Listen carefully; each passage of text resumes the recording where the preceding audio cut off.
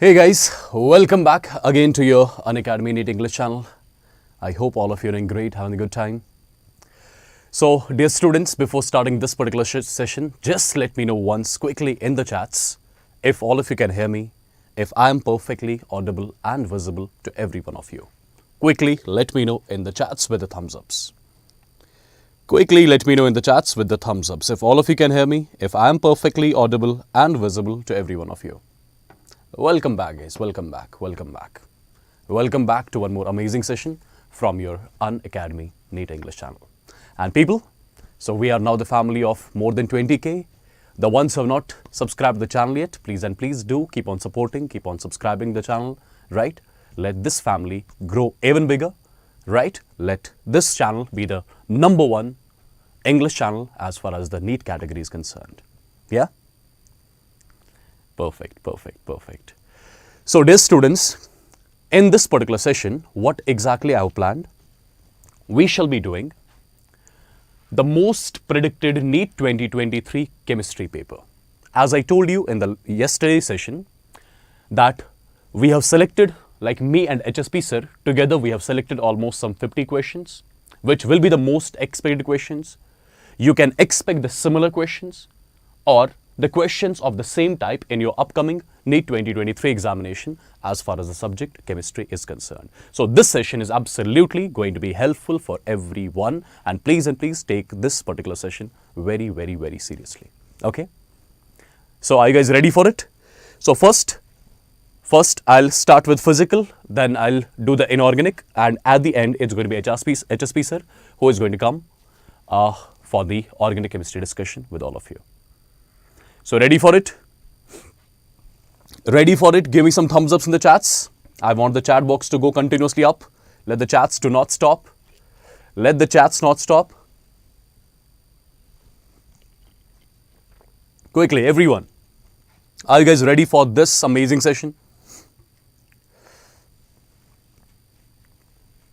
Perfect, guys. Perfect. So let's get going then. Let's get started without wasting a lot of time. Just give me a second. Let me keep all the things perfectly here. Yeah. Okay. So let's get going then. Let's get started. Again, the ones who have not liked the session yet, I would want everyone to like this particular session. Do share this session with everyone. Whosoever is preparing for NEET 2023, this particular session is for every single body, right? And at the same time, do not forget to subscribe to this particular channel as well. Okay? And before starting, let me tell you, tomorrow at 8 p.m., I'm going to take one important session, which is going to be complete chemistry formula revision. Complete chemistry formula revision,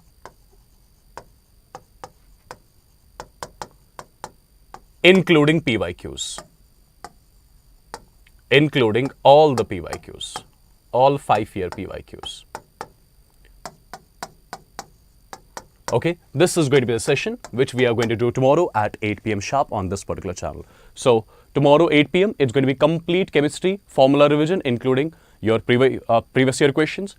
Why I'm coming up with this particular session?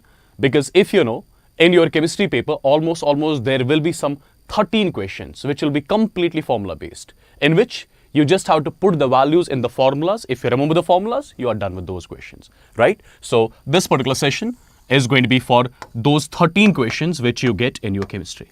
And tomorrow we'll be doing them. Okay, so do not forget to join this particular session as well tomorrow. Perfect, guys. So let's start first of all with the physical chemistry questions, the most expected questions from the physical chemistry, starting with the first question. This is the question which is first of all on your screen. I would want you guys to look at this question carefully. It's a very simpler one, and I'm damn sure you can easily solve this one. Let's have a look. The correct relationship between unit cell edge length A and the radius of sphere for the face-centered and body-centered cubic structure respectively is. Guys, just 3 things I would want you guys to remember. Mainly, we talk about 3 types of unit cells: simple cubic unit cell, body-centered cubic unit cell, and face-centered cubic unit cell, right? In case of simple cubic unit cell, just remember one particular relation, R is equal to A divided by 2. In case of BCC, R is going to be root 3A divided by 4. And in case of FCC, R is going to be A divided by 2 root 2. Let me tell you, A stands for the edge length and R stands for the radius of the constituent particles. Now, we are supposed to check it for FCC and BCC. So, for FCC, I must say A is equal to root 2R. For BCC, I must say A is equal to 4R divided by root 3. Now, it's going to be your turn to look at the options. You're done with the question, right? Simple and basic question. So, you can say A is equal to root 2R for FCC, right? And you can say 4R is equal to root 3A in case of your BCC. So, it's going to be option 4, which is the correct answer of this particular question. Simple and basic, right? Let me move on to one more question. Have a look at this particular question, guys. Look at the question carefully. It's a very simple question. It's not difficult. It's proper NEET standard question. 4.5 moles each of hydrogen and iodine is heated in a sealed 10-liter vessel. At equilibrium, 3 moles of HI were formed. The equilibrium constant for the reaction is. Understand how exactly I'm going to solve this question. Understand properly. As per this particular question is concerned, you have got a reaction, that is H2 gas plus I2 gas. It's in equilibrium with 2 times HI gas. This is the reaction which we are given with, right? Now people, have a look. Initially at time t is equal to 0, we are starting with 4.5 moles of each of reactants. So initially we have got 4.5 moles of H2, 4.5 moles of I2. So since the reaction has not started, so I must say we have got 0 moles of product at time t is equal to 0, right? Let's assume at equilibrium. When equilibrium is established in the reaction, let's assume out of 4.5 moles of H2, there are some X moles of H2 which are reacted with I2. So I would say at equilibrium, I'll be left with 4.5 minus X moles of H2. Since 1 mole of H2 reacts with 1 mole of I2, so X moles of H2 will react with X moles of I2. So I'll be left with 4.5 minus X moles of I2 as well at equilibrium. Now similarly, 1 mole of H2 gives 2 moles of HI. So X moles are going to give me 2X moles of HI. I hope this part is clear to everyone. Right? So these are basically the moles of reactants and products present in the container at equilibrium. Now look at the question carefully. In the question, it's mentioned that 3 moles of HI were formed at equilibrium. So I must say number of moles of HI present in the container at equilibrium. As per the question, that's 3. But how many moles of HI are there in the container? 2x. So 2x value basically is equal to 3. So you can say x is equal to 1.5. You got to know the value of x. X is 1.5. If x is 1.5, that means at equilibrium, 4.5 minus x, 4.5 minus 1.5 comes out to be 3. So at equilibrium, there are 3 moles of H2 in the container. Similarly, there will be 3 moles of I2 in the container. 2 times x. 2 times x is 3. There are again 3 moles of I2 present in the container at equilibrium, right? So my dear students, you got exactly the number of moles of all the reactants and products present in the container at equilibrium, correct? What do I need to calculate? I just need to calculate the value of Kc. In order to write the expression for Kc, I'll be starting with the product. I'll write concentration of Hi at equilibrium, raised power stoichiometric coefficient, that's 2, divided by concentration of H2, concentration of I2. Concentration of H2 at equilibrium multiplied by concentration of I2 at equilibrium. Raised power stoichiometric coefficients 1 and 1. Since these are not basically the concentration terms. These are the moles of reactants and products at equilibrium. But what do I need? I need the concentration. So I'll be dividing all these moles by the total volume of the system, that's 10 liters. So divide this term with 10 liters, this term with 10 liters, and this term with 10 liters. This is the concentration of H2 at equilibrium. This is the concentration of I2 at equilibrium, and this is the concentration of HI at equilibrium. Now put the values. HI concentration is nothing, it is 3 by 10, but it's 3 by 10 ka square divided by. Similarly, this is 3 by 10, this is 3 by 10. 3 by 10 multiplied by 3 by 10. the whole value gets cancelled out, the final value comes out B1. So it's going to be option 2, which will be the correct answer of this particular question. Let me know quickly in the chats with the thumbs ups if everything seems clear till here. Quickly, everyone. Quickly. I want everyone to let me know in the chats whether this type of question you can solve in your examination. Quickly, with the thumbs ups. With the thumbs ups, guys. You can expect the similar question or the question of the similar type in your examination. Everyone with the thumbs ups in the chats.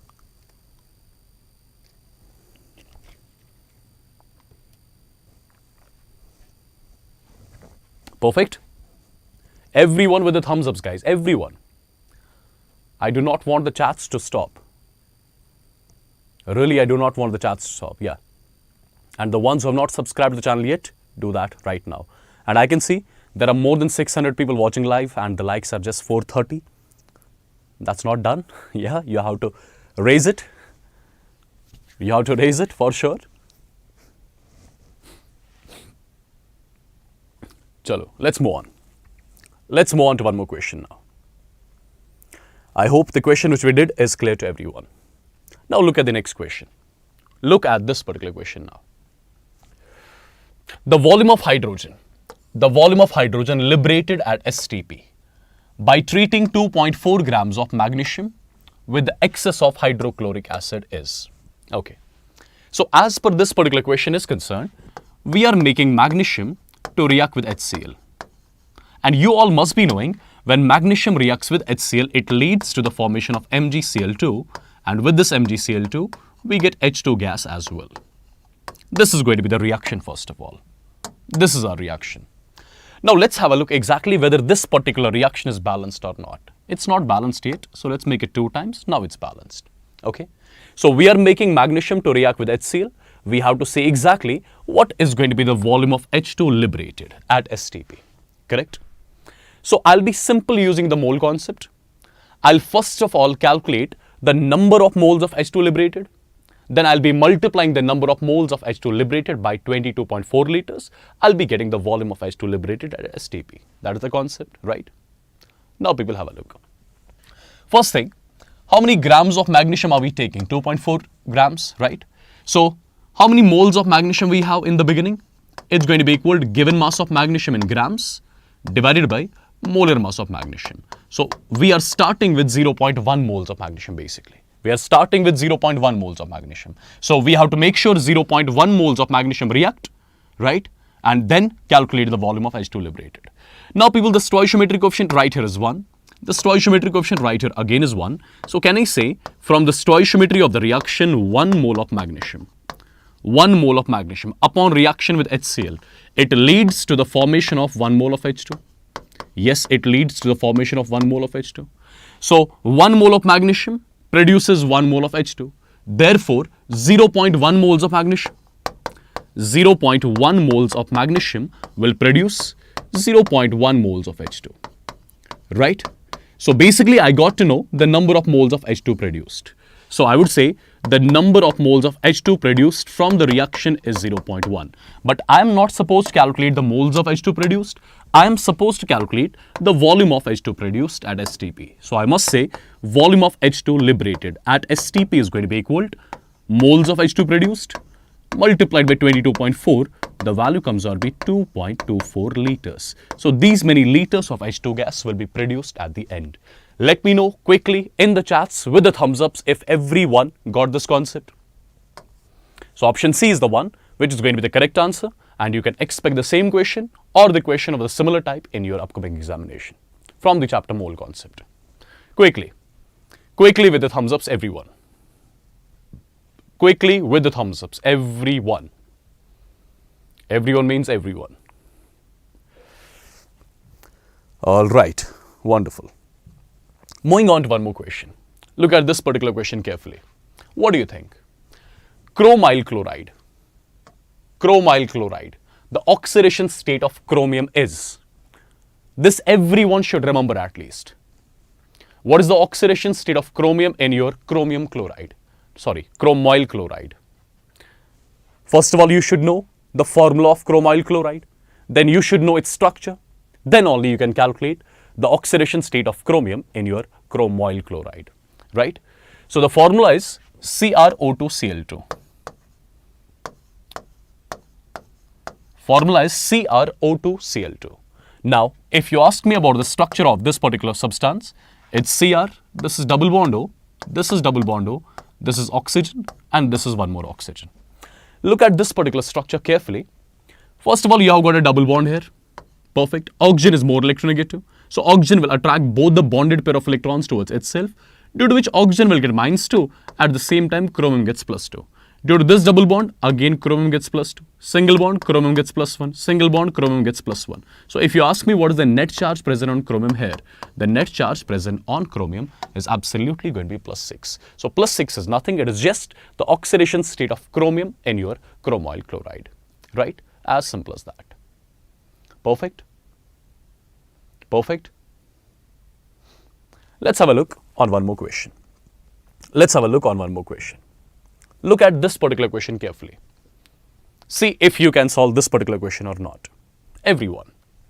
A solution is prepared by adding 2 grams of X to 1 mole of water. The mass percentage of X in the solution is. What do you think?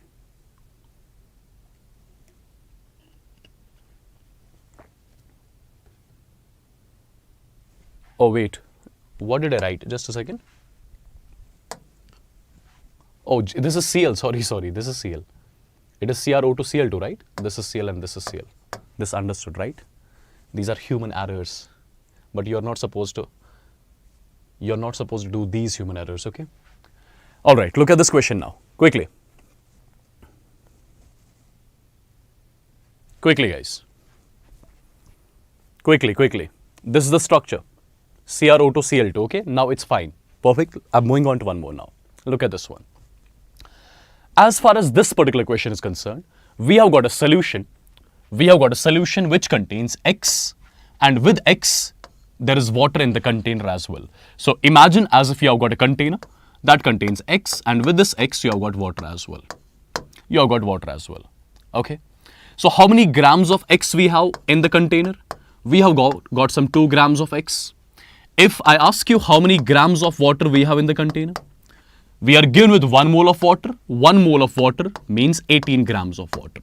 So basically, if this is the container, this container contains a solution containing X and water. So there are 2 grams of X in the container and 18 grams of water in the container as well. What am I supposed to calculate?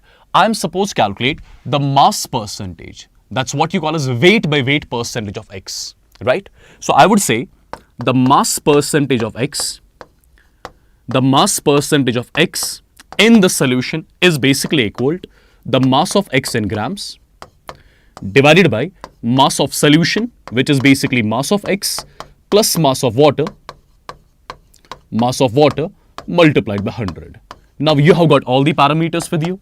Mass of X is nothing, that's 2 grams divided by, it's going to be 2 plus 18 comes out to be 20 multiplied by 100. A bit of calculation is needed. This is 1, this is 10, 0, 0 got cancelled. The final result comes out to be 10. So 10% is basically going to be the mass percentage of X in this particular solution which is there in the container. Just let me know quickly in the chats with the thumbs ups if everyone got this concept right.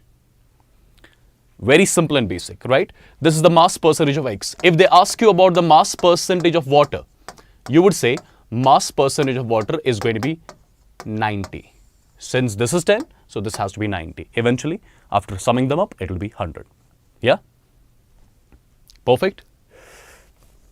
I'm sure it's clear to everyone. Guys, do not forget to join the tomorrow's session, which is complete formula revision with the PYQs at 8 p.m. Right? There are almost 13 questions asked in chemistry, which will be completely formula based. So in just one particular session, I'll be discussing all the formulas, including the questions, including the PYQs in that particular session. That's again going to be your rank booster session. Okay? Perfect. So moving on. Moving on to one more question. Look at this question carefully. See if you can solve this particular question or not. Again, a simpler one. You have got a first order reaction whose specific reaction rate, that means rate constant, is given. How much time will it take for 20 grams of reactant to reduce to 5 grams? basic question and frequently asked question. Basic and frequently asked question. Have a look. For example, you have got the reaction in this format, A gives B. I'm assuming this is a first order reaction. Let's say initially at time t is equal to 0, the amount of reactant present in the container, which I'm representing with A naught, that's given to me as 20 grams. When the reaction will start, the amount of reactant will keep on decreasing. Now we have to see at what time the amount of reactant left in the container. We have to see at what time the amount of reactant left in the container will reach 5 grams. I hope you got the concept. I hope you got it. Yeah? So initially, I'm starting with 20 grams of reactant. Now eventually, the amount of reactant will decrease with time.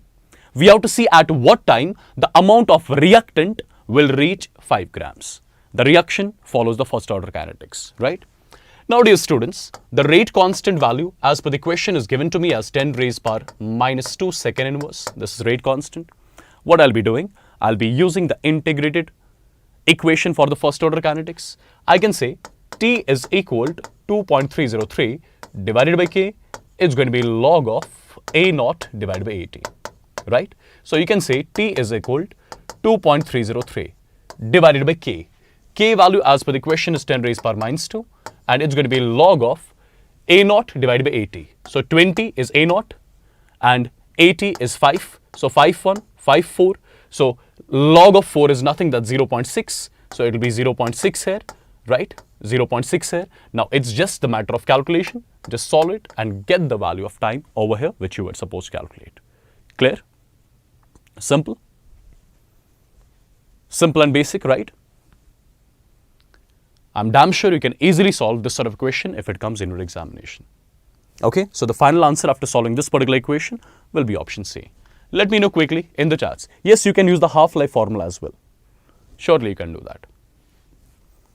Surely you can do that. All right, people. One more question from the kinetics. From kinetics, you get 2 questions basically, okay? Look at this particular question.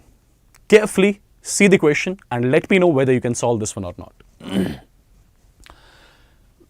As per the question, the reaction is A plus B gives P. This is the reaction. The order is 1 with respect to A and B. Order of reaction with respect to A and B is 1. What is the value of X and Y? This is X here and this is Y here. We needed to get the value of X and Y. Again, dear students, you get this sort of a question frequently, but this is a very simple and basic question. Just understand how exactly I'm going to approach this question. First of all, let me assume that this particular reaction has got the rate constant K. Let me assume that, okay?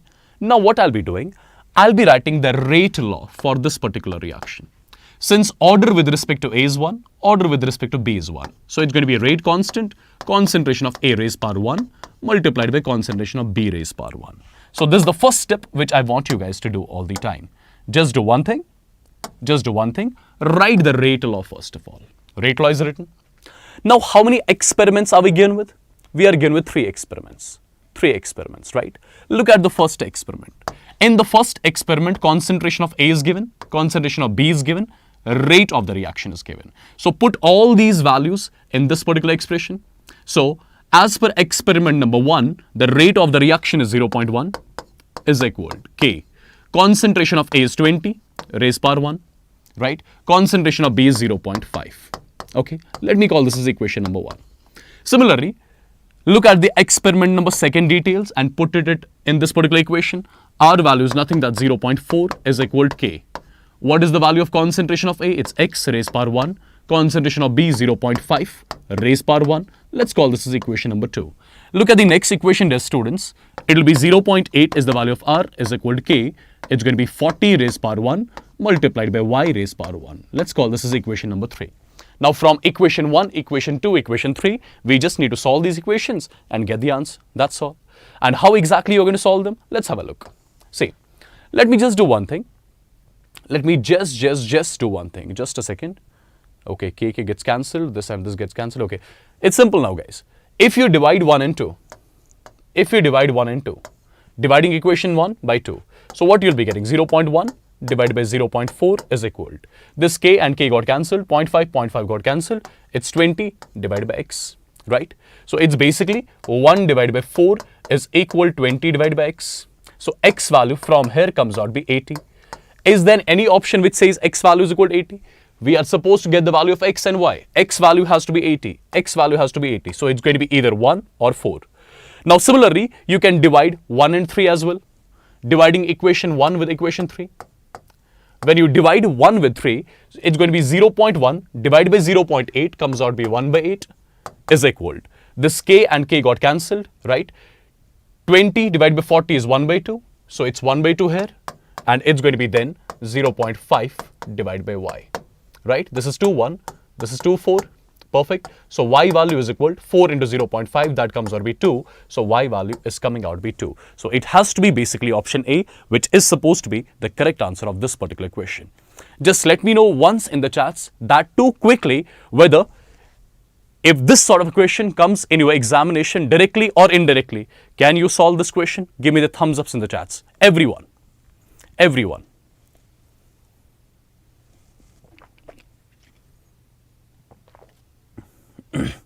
Everyone, people, everyone. Simple, just write the rate law, put all the experiment values in the rate law, divide the equations, solve the unknown parameters. That's all. I want everyone to let me know in the chats with the thumbs ups whether you can solve this sort of equation directly or indirectly in your upcoming exam. Everyone means everyone. Yeah? Perfectly done. Wonderful. Moving on to one more question then. Moving on to one more question. This is one question based on the solubility. Solubility and solubility product. But understand, it's a bit different, okay? Understand how exactly we are going to solve it. See guys. The question is the molar solubility of CaF2. So you have taken CaF2. First of all, you should know how this CaF2 will undergo dissociation. It will undergo dissociation as Ca di positive plus 2 times F negative, right? Now let's assume its solubility is S. This again going to be S and this is going to be 2S because the stoichiometry here is 1, here it's 2. That's what we do normally. Now we are putting this CaF2 in 0.1 molar solution of NaF, right? So basically in the container there is already NaF. Since NaF is a strong electrolyte which would have got dissociated as Na positive and F negative. Its concentration we have taken as 0.1 molar. So initially this would have been 0, this would have been 0. Now it's a strong electrolyte, it would have got completely dissociated into its ions. So this is going to be 0 now. Since 1 mole gives 1 mole, so from 0.1 you get 0.1 molar here. Similarly you get 0.1 molar here also.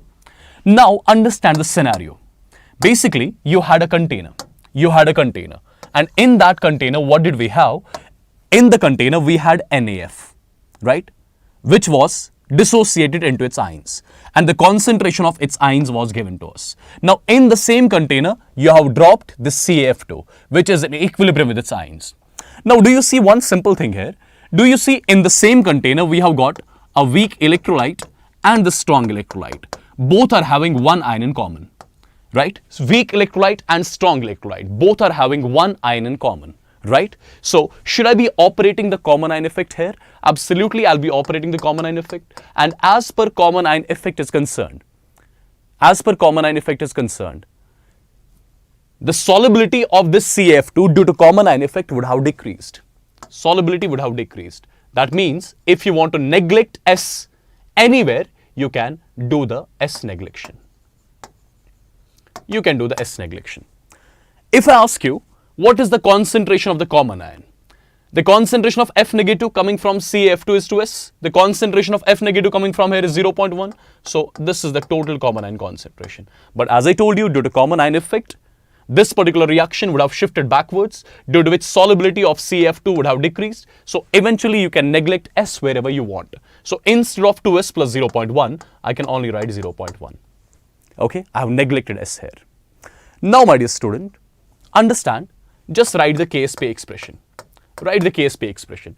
KSP expression for CaF2 is going to be concentration of calcium di positive raised power stoichiometric coefficient 1, concentration of F negative raised power 2, right?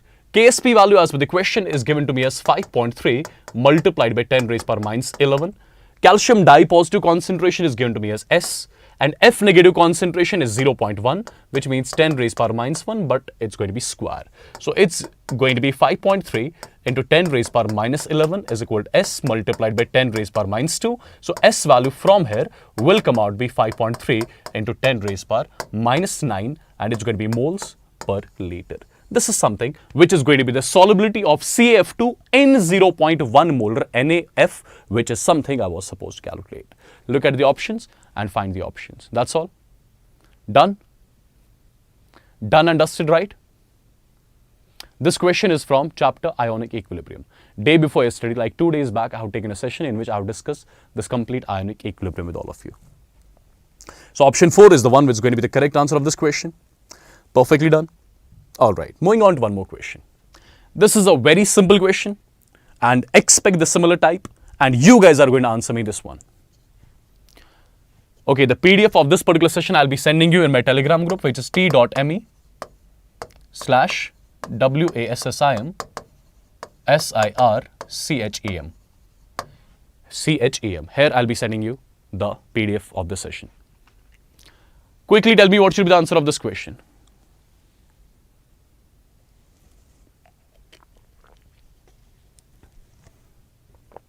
Quickly guys, everyone. Since in case of your van der Waals gas equation, you have got the van der Waals constants A and B, right?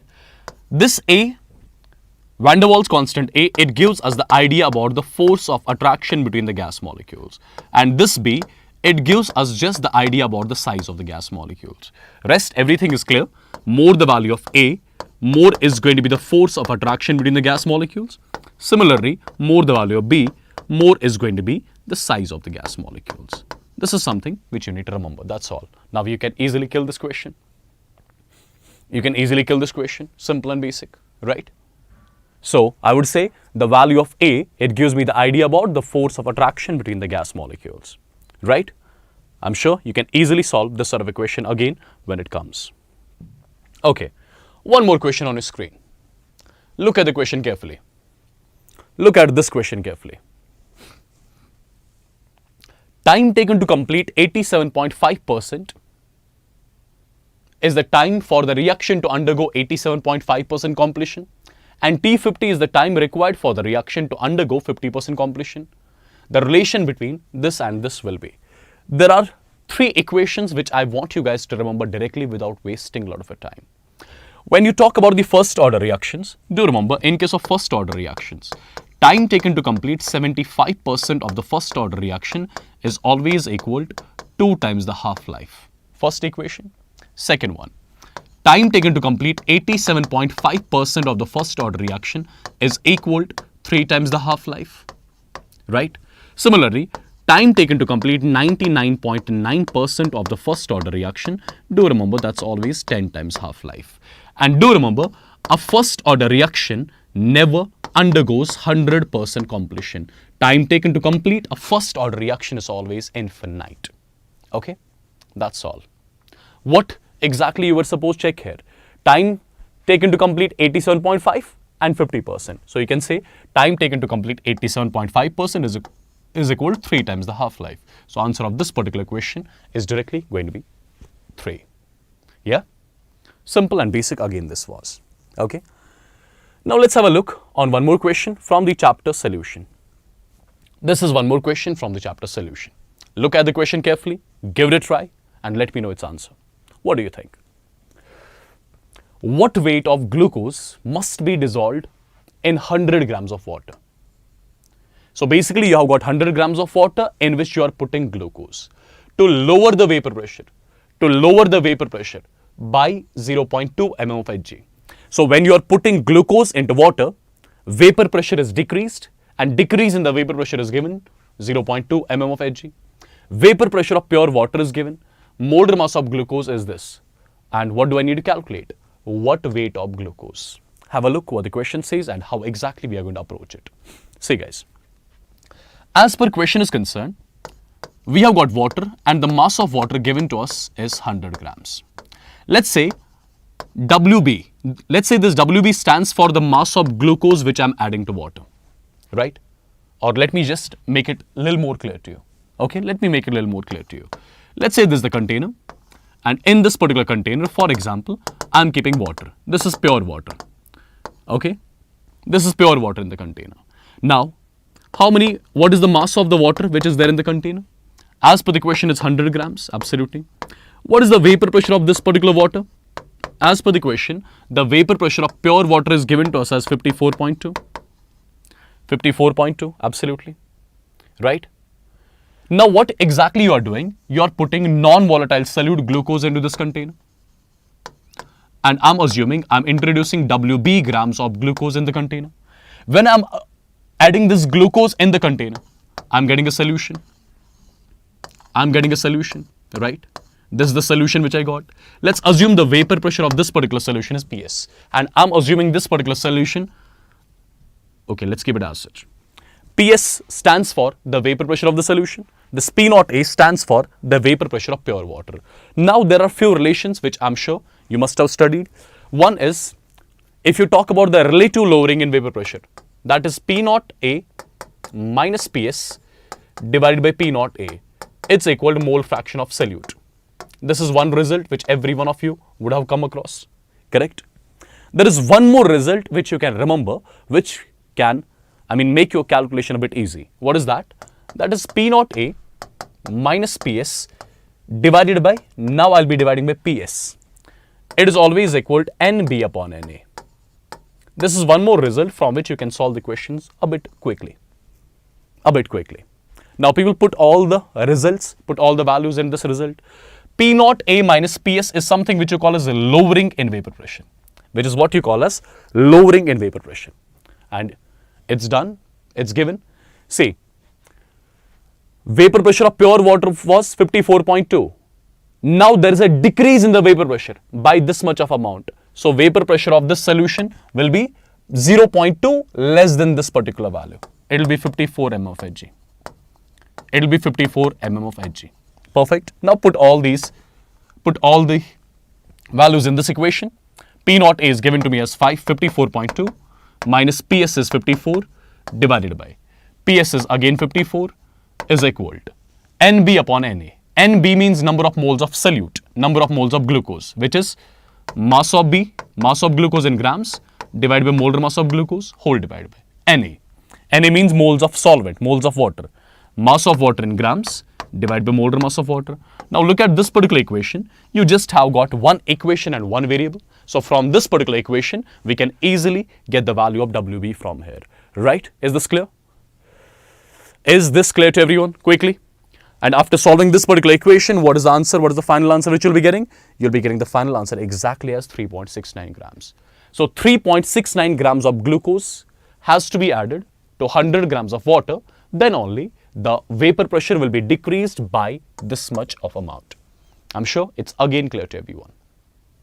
Okay, perfect. I'm moving on to one more question. Let me see if you can solve this one or not. Just a second. Yeah. What do you think? What do you think? Say yes or no in the chats. Clearly say yes or no in the chats.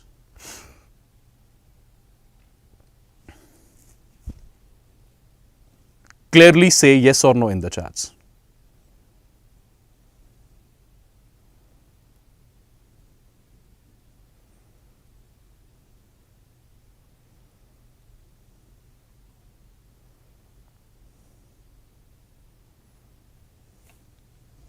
Everyone, quickly. All right. We are given with a reaction. What is the duration of the session? The duration of the session will be 2 hours. 1 hour I'll be taking, 1 hour HSP sir will be taking. Okay, that's it. Look at this question, guys. You are given with a reaction, first of all, which is a balanced chemical equation. And as per the question, you are supposed to calculate the standard enthalpy of reaction. Basically, you have to see in this particular reaction, how much heat is absorbed or released. How much heat is absorbed or released. Now, you must be knowing, you must have studied, standard enthalpy of reaction, we can calculate from the standard enthalpy of formation values. It's always equal to standard enthalpy of formation of products minus standard enthalpy of formation of reactants. Okay. Now, how exactly you're going to write it? Standard enthalpy of reaction is equal to standard enthalpy of formation of products. So start with the product. This carbon dioxide is a product, its stoichiometric coefficient is 1. So I'm writing 1 first, then I'm writing the standard enthalpy of formation of what? Of carbon dioxide. Plus, the stoichiometric coefficient here is 4. 4 multiplied by standard enthalpy of formation of what? Of HCl. So this whole particular term is going to give me the standard enthalpy of formation of products minus the standard enthalpy of formation of reactants. So start with the reactant with CCl4, its stoichiometric coefficient is 1. So it's 1 multiplied by standard enthalpy of formation of CCl4 plus the stoichiometric coefficient here is 2. So it can be 2 multiplied by standard enthalpy of formation of H2O. Perfect. Now all the values are given to us as per the question. Have a look. The standard enthalpy of formation of carbon dioxide, HCl, CCl4 as well as H2. All these 4 values are given to us. You can check it out and you just need to put all these values in this expression, and finally you'll be getting the standard enthalpy of the reaction which we were supposed to calculate. As simple as that, right? And I'm damn sure you can easily solve this sort of a question as well, and after solving you'll be getting this as the final result. Okay? Perfect. Again, it's a very basic question which you need to remember from now onwards. All right, one more question on your screen. Look at the question carefully. Look at the question carefully. Sir, where are you right now? I'm right now in Bangalore. I'm taking classes from office, Unacademy office. Quickly guys, it's a simple question again.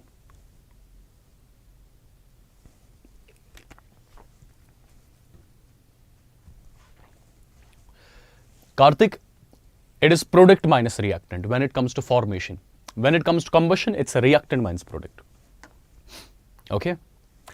Now people, values of work function W0 for few metals are given. So basically we are given with few metals and their work function value is given to us. The number of metals which will show photoelectric effect. The number of metals which will show photoelectric effect when light of wavelength 400 nanometers falls on it.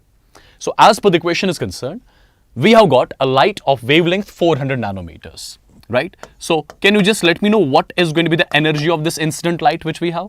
It's going to be equal to Hc divided by lambda. So I'll be writing 1240 electron volt nanometer divided by, take lambda in nanometer, which is 400 nanometers. So this nanometer gets cancelled out. The value here comes out to be 4.1 electron volts, right? 4.1 electron volts. I think so. Correct? So 0 got cancelled. No, it's 3.1, I guess.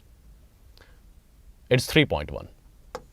It'll be 3.1 electron volts. So this is the energy of the incident photon. This is the incident energy which we have. Now, what is the condition for the photoelectric emission to happen? The condition is the incident energy has to be greater or equal to work function.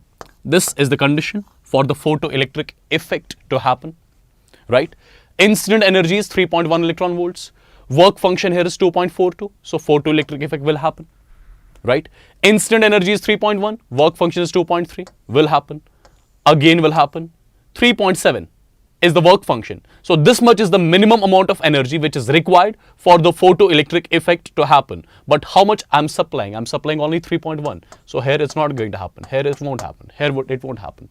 So basically, how many metals are there which will show the photoelectric effect right here? There are basically 3 metals which I can see: lithium, sodium, potassium, right? Wherein the work function value is less than that of incident energy value. So these are the 3 metals which will show the photoelectric effect among all.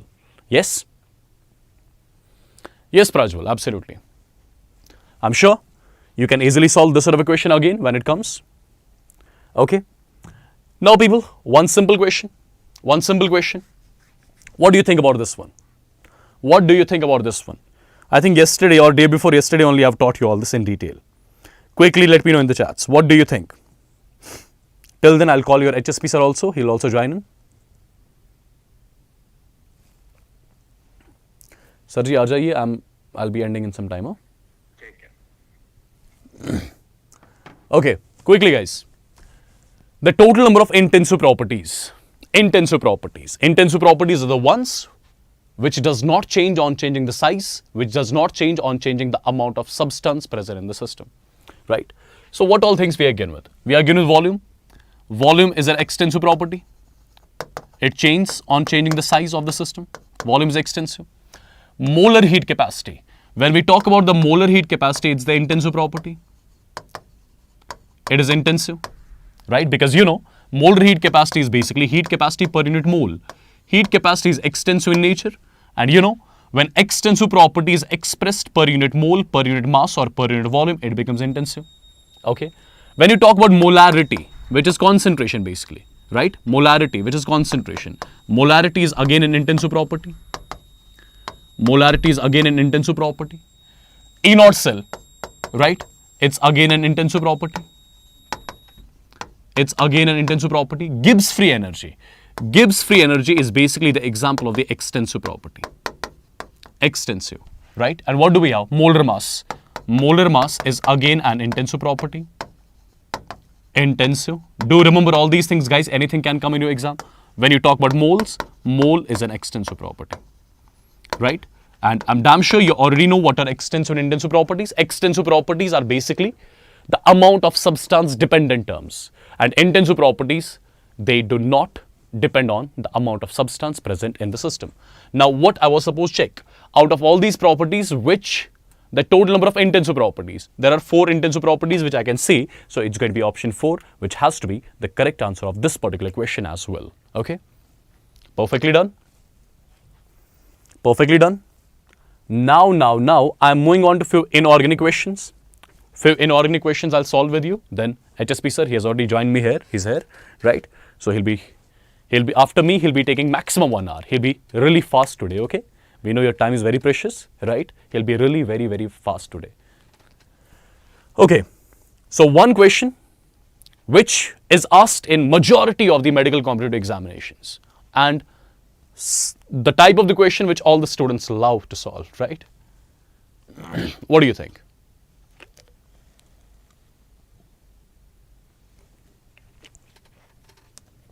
Yes, Rakesh, you can use that series for BitSat as well, no issues. That's perfectly fine. The correct increasing order of ionic radii, right? First of all these species which we are given with, these are all isoelectronic species. These are all basically the isoelectronic species. I mean, the species which we are given with, these are the ones which have got same number of electrons, right? Which have got same number of electrons.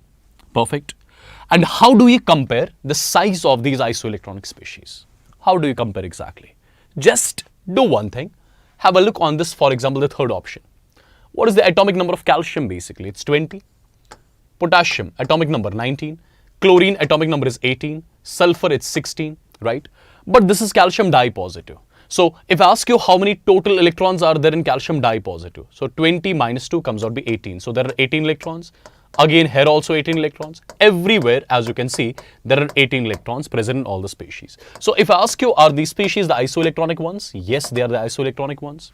Since the atomic number is 20, so number of protons here is 20, number of protons here is 19, number of protons here is 18, number of protons here is 16, right? Perfect. Whatever is the atomic number, same is the number of protons. And just remember one thing, in case of the isoelectronic species, more the atomic number, that means more the protons. More the protons means more the nuclear charge. More the nuclear charge. And more the nuclear charge means lesser the size. That's all. Simple and basic. Correct? Simple and basic. That's it. Right? So I'm sure you already got the answer of this question now. Okay? Perfect. So let's move on now to one more question. The species having maximum number of lone pair of electrons on the central atom. Wherein do you see maximum number of lone pairs on the central atom? Let's have a look one by one. First of all, let's start with I3 negative. Let's start with I3 negative. My dear students, I3 negative, can I write it in this format, I2 negative? No issues at all, right? Let me call this particular iodine as a central atom. So how many valence electrons it has? 7 plus 1 comes out to be 8. How many terminal atoms are there? 2. The number of terminal atoms gives you the number of sigma bonds. So out of 8 valence electrons of iodine, it is using 2 of its valence electrons to form 2 sigma bonds. So there will be 6 electrons left as such on iodine in the form of 3 lone pairs, right? In the form of 3 lone pairs. So on the central iodine here, you have got 3 lone pairs, correct? If you ask me about the steric number is sigma plus lone pair 5, and the hybridization over here, again, it's going to be sp3d only, right? Similarly, if you talk about SF4, you will have only 1 lone pair on sulfur. Xenon here is going to have 2 lone pairs. It will have 2 lone pairs. Similarly, in case of ClO3 negative, chlorine will have 1 lone pair. Perfect. So, if you look at all these options, where do you see the maximum number of lone pairs present on the central atom? It's going to be I3 negative, wherein iodine, the central iodine has got the maximum lone pairs. Done and dusted. Simple and basic. Alright, moving on to one more question. I'm sure all of you, or at least majority, would have seen this particular question, right? This has come many a times in your JEE examination, and it's one basic question, one basic exception which every one of you would have come across. What do you think? Rex night follow a lot of PYQs. Join tomorrow's session, tomorrow at 8 p.m. I'll be taking the complete chemistry formula revision with the PYQs. Join that. Okay. We are given with certain elements the correct order of first ionization enthalpy. What is the first ionization enthalpy order? Normally, if you look at all these elements, they belong to same period, right? And generally what happens? On moving from left to right, generally ionization energy increases. This is the general trend. Okay. But dear students, what all elements are we given with? Lithium, then beryllium, boron, carbon, nitrogen, oxygen and fluorine. These are the elements which we are given with. So what is the expected order of ionization energy? This is the expected order of ionization energy. But there are certain chains. You have to shift certain elements. You have to interchange certain elements. Why is that? See, if you talk about beryllium, its outermost configuration is 2s2. If you talk about boron, its outermost configuration is 2p1. Now you check, 2s2 is the completely filled configuration, 2p1 is the partially filled configuration.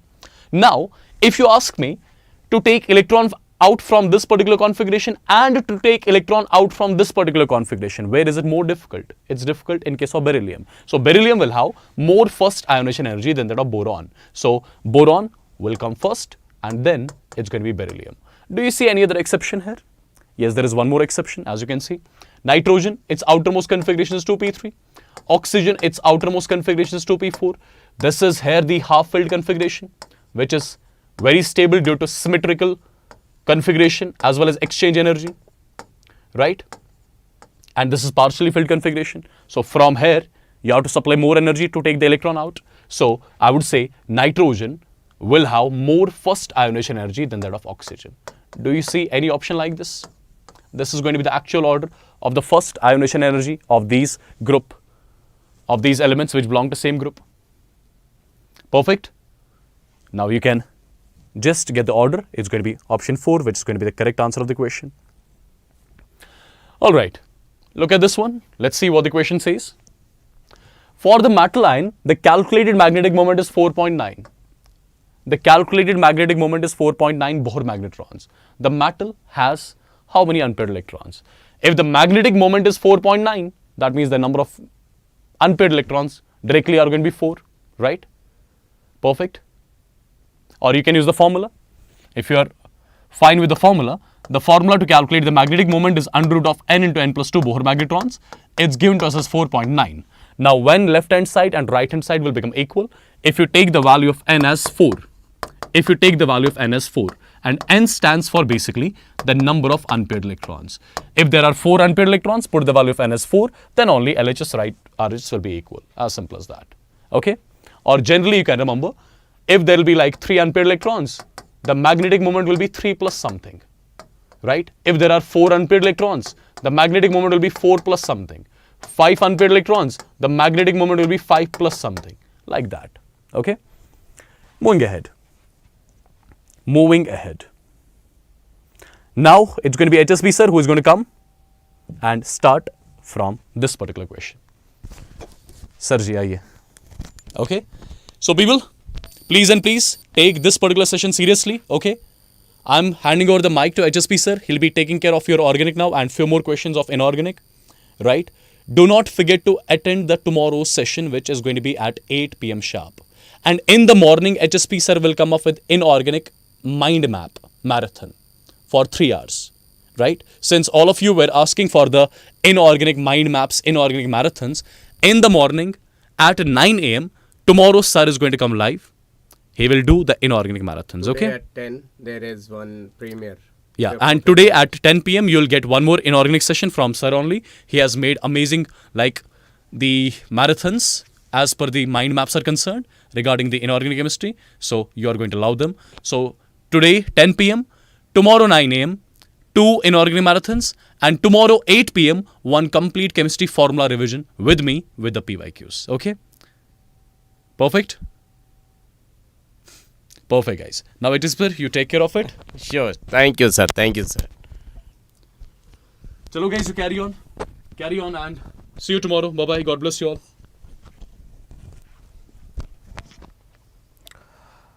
Okay, sir. Sir, card aapke paas already? Yeah. Okay, you keep it. Okay. So let's start. Dear kids, how's everyone? Very good evening. Namaskaram. Vanakkam. Vanakkam. So let's start with this question. So ready everyone? How's the Josh? Just do let me know in the chat section. I want to see where's the Josh. Yes. Swagatam. Let me see the Josh in the form of thumbs up. If the Josh is high, just I want to see the thumbs up. Then I'm going to start with this question. Yes, kids. So let's start from inorganic chemistry only, because this question is of inorganic chemistry, coordination chemistry. So the Josh is really very high. So see, the set which does not have ambidentate ligand. What is ambidentate ligand? Ambidentate ligand means which has two donor sites.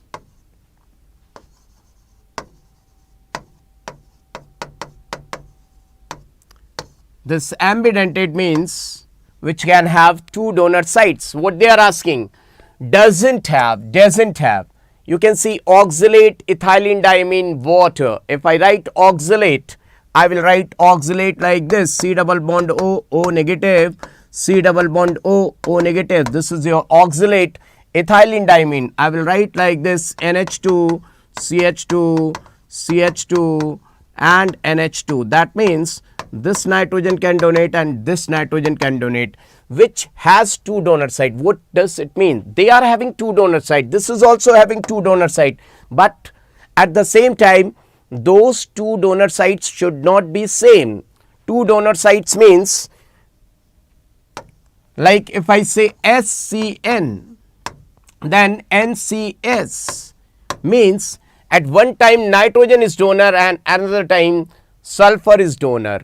You must have studied in organic chemistry also two donor site, like cyanide. If I say C triple bond N, carbon is a donor site or nitrogen can behave as donor site. This is ambidentate nucleophile, whereas this is not ambidentate nucleophile, because these are always same donor site. So this can't be ambidentate. It's not ambidentate.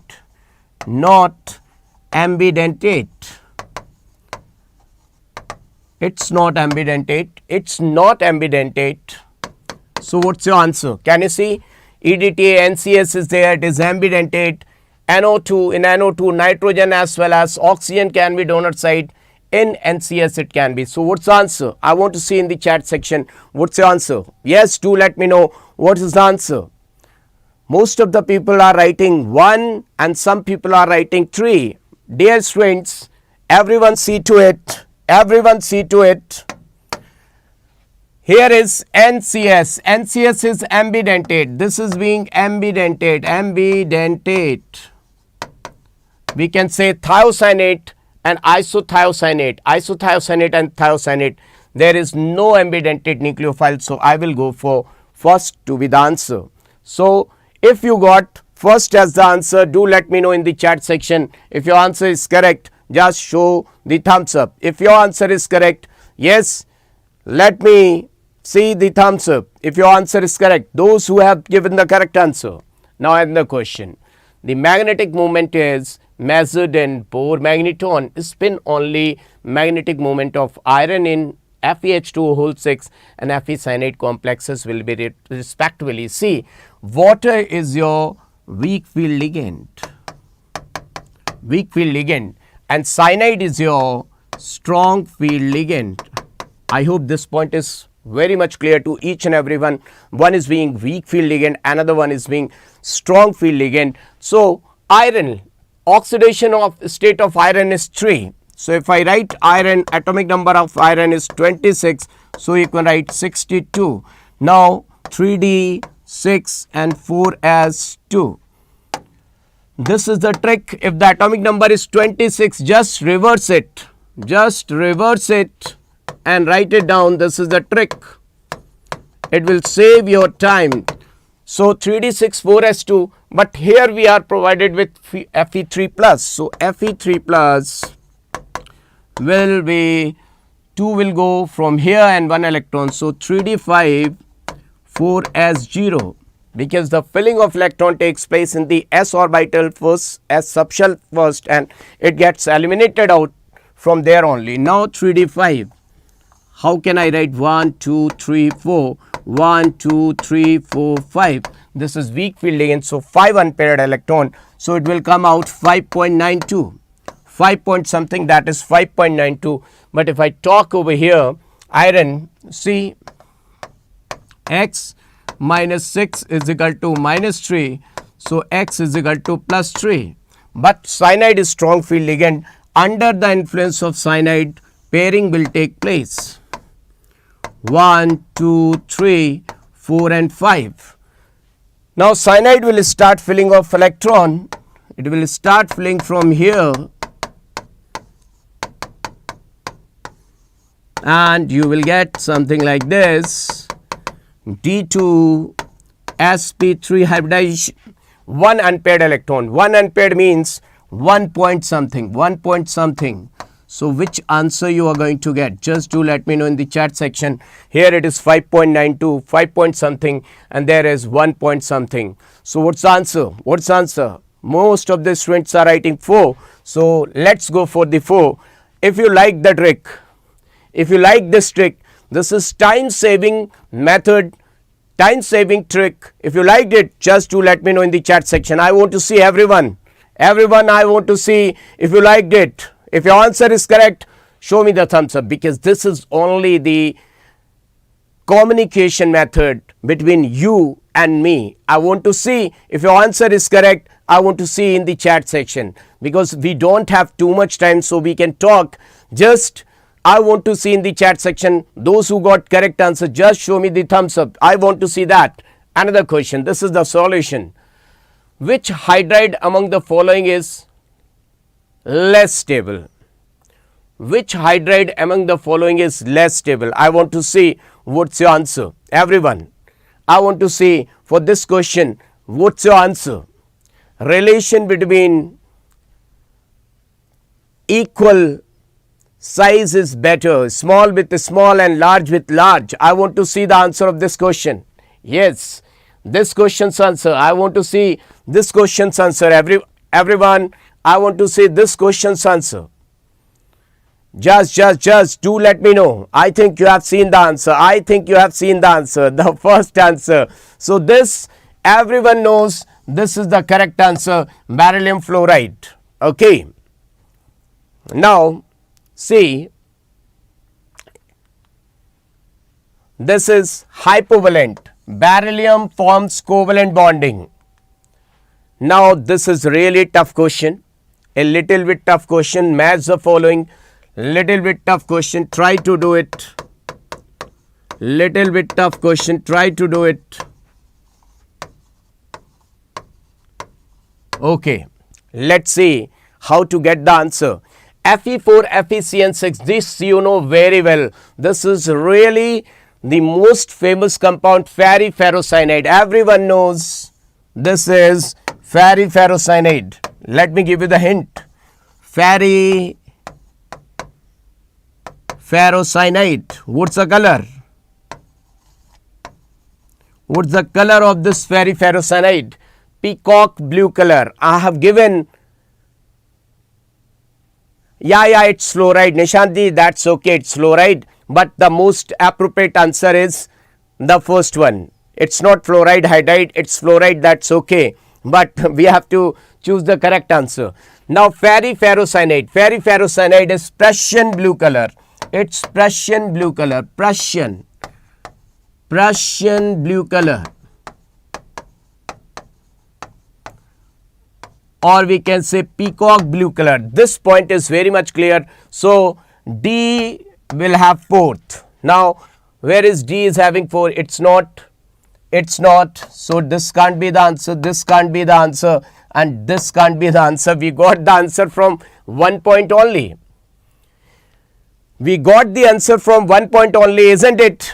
Isn't it? We got the answer from 1 point only. So, the answer is very much clear. See, once if you know, this is really fantastic question only with the help of 25% knowledge.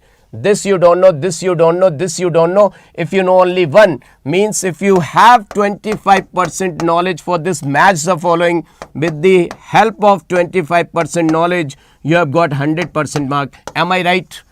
With only 25% knowledge, you got 100% marks. Am I right or not? If you are agreed, do let me know in the comment section, chat section. With the help of only one option, you have got the correct answer, right? Okay, another question. So, what is the correct regarding thermal stability? One day I have told you about the thermal stability. Bonding of equality is good. This thing I have told you or not? Bonding of equality is good. Bonding of equality is good, right? This thing I have told you or not?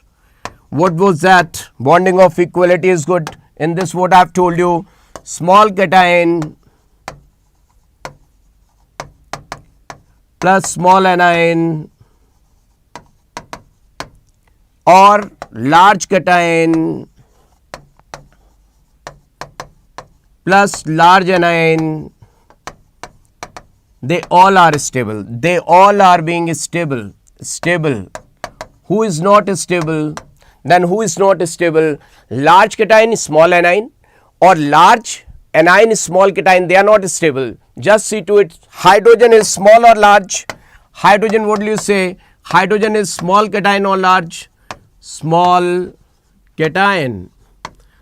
So, small will be most happy with the smaller one. So, if I say nitrogen, phosphorus, arsenic, antimony, bismuth, the size increases.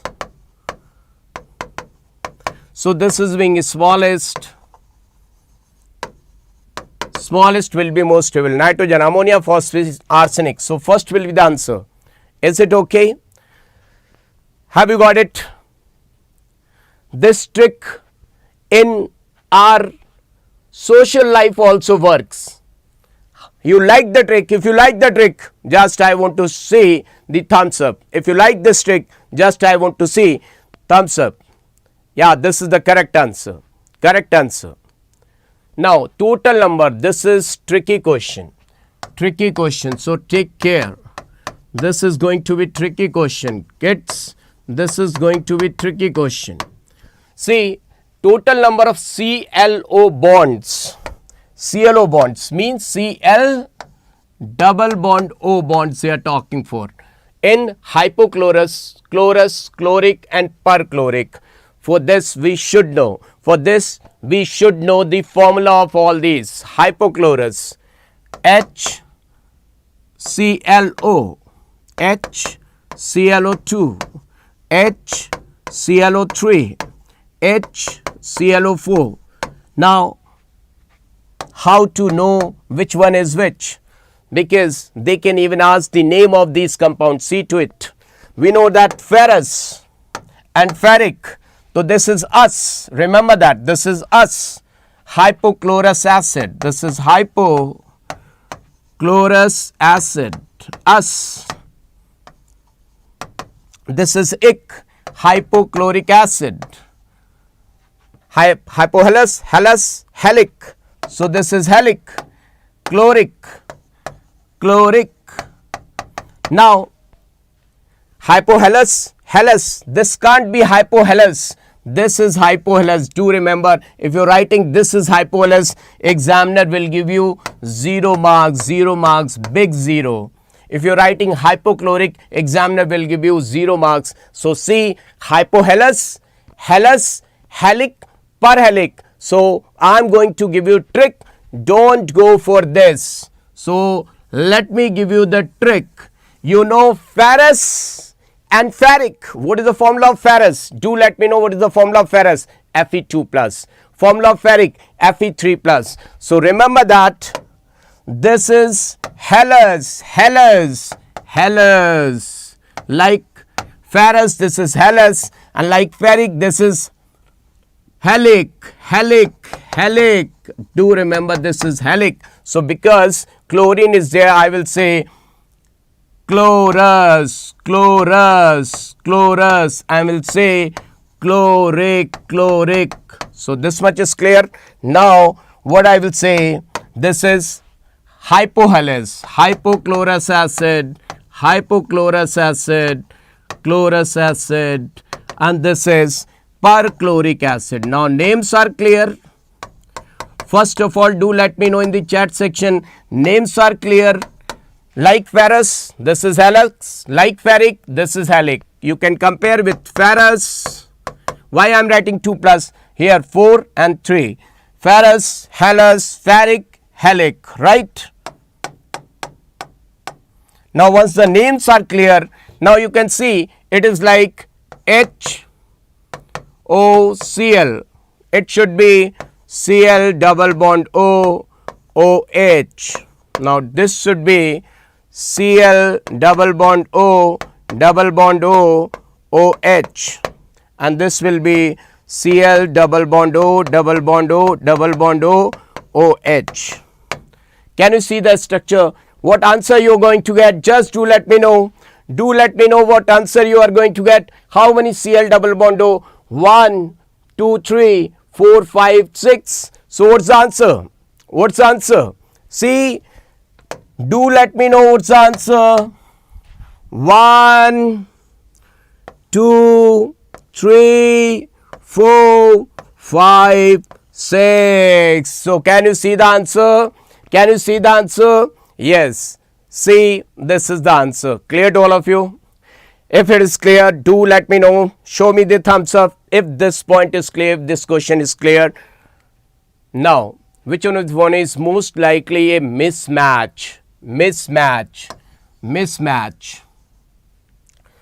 Now, which one is mismatch? This to I have told you Niemand.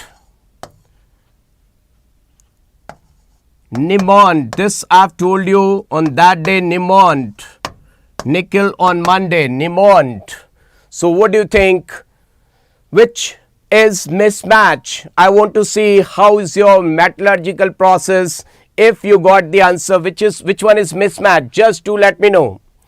Copper electrolysis is it's okay. Titanium Van Acker, zinc liquefaction. Which answer? Yes, let me see. This is a very good question. Memory based. Nice morning. Yes, this I have told you. Nice morning. Very good. Nice morning. The trick I have told you on that day. This is okay. Nice morning. Nice morning. So what's the answer? This is memory based question. Memory based question. So you have to answer it. You have to answer it. See, GK. Copper we get at cathode.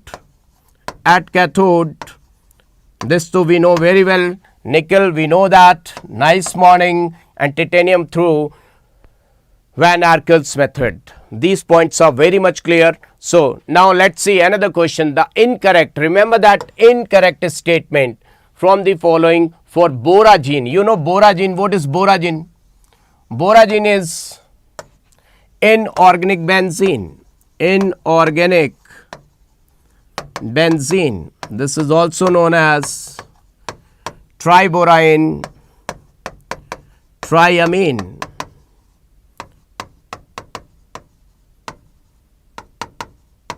Inorganic benzene, boragine, B3N3H6, B3N3H6, stabilized by back bonding. See to it, B, N, N, B, B, N, N, H, H, H, H, H, H, and due to back bonding there is partial double bond character, N positive, B negative.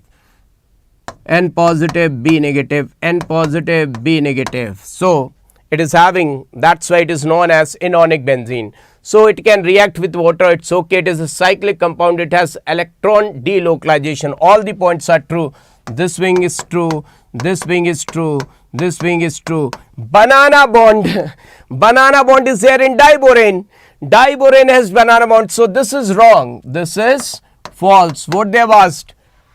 Incorrect. So, this is the correct answer. I think you got the answer. I think you got the answer. Banana bond is in B2H6. B2H6. Diborane, that is in B2H6. This point is very much clear to all of you. Now, see to it. Identify the correct order of standard enthalpy of formation of sodium halide. Now, I have told you bonding of, which bonding is good? Bonding of equality is good. This thing I have told you or not? Bonding of equality is good, right? Now see to it. If I say halides, if I talk about halides, so you can see lithium, sodium, potassium, rubidium, cesium and francium, the size increases. Size increases, right? Now, if I talk about halides, in case of halogens, fluorine is being the smallest, fluorine, chlorine, bromine, iodine. So, see to it, everyone see to it, this is smallest anion, and here it's lithium. Lithium is not given over there. So, sodium is given over there. Sodium is smallest cation. Smallest cation. So, what do you think? Which bonding is going to be the strongest? Do let me know in the comment chat section. Which bonding is going to be the best? Smallest anion and smallest cation. Sodium fluoride. So, if they combine together, they will form NAF. I think this is going to be the best bonding. Do let me know in the chat section. I think this is going to be the best bonding with maximum lattice energy. This is going to be the best bonding. Best bonding. Am I right or not? Am I right or not? This is going to be the best bonding. Now, everywhere there is sodium with sodium iodide. If this is going to form sodium iodide, this will be the poorest bonding. Poorest bonding. Poorest bonding. Am I right? So, what do you think? What's your answer? Do let me know in the chat section. What is the correct answer? What do you think? Which answer is going to be the correct? Best bonding like us. Yes. Great. I can see.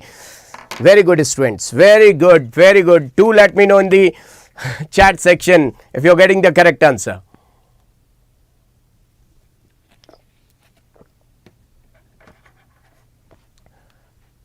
This trick is valid in our society also.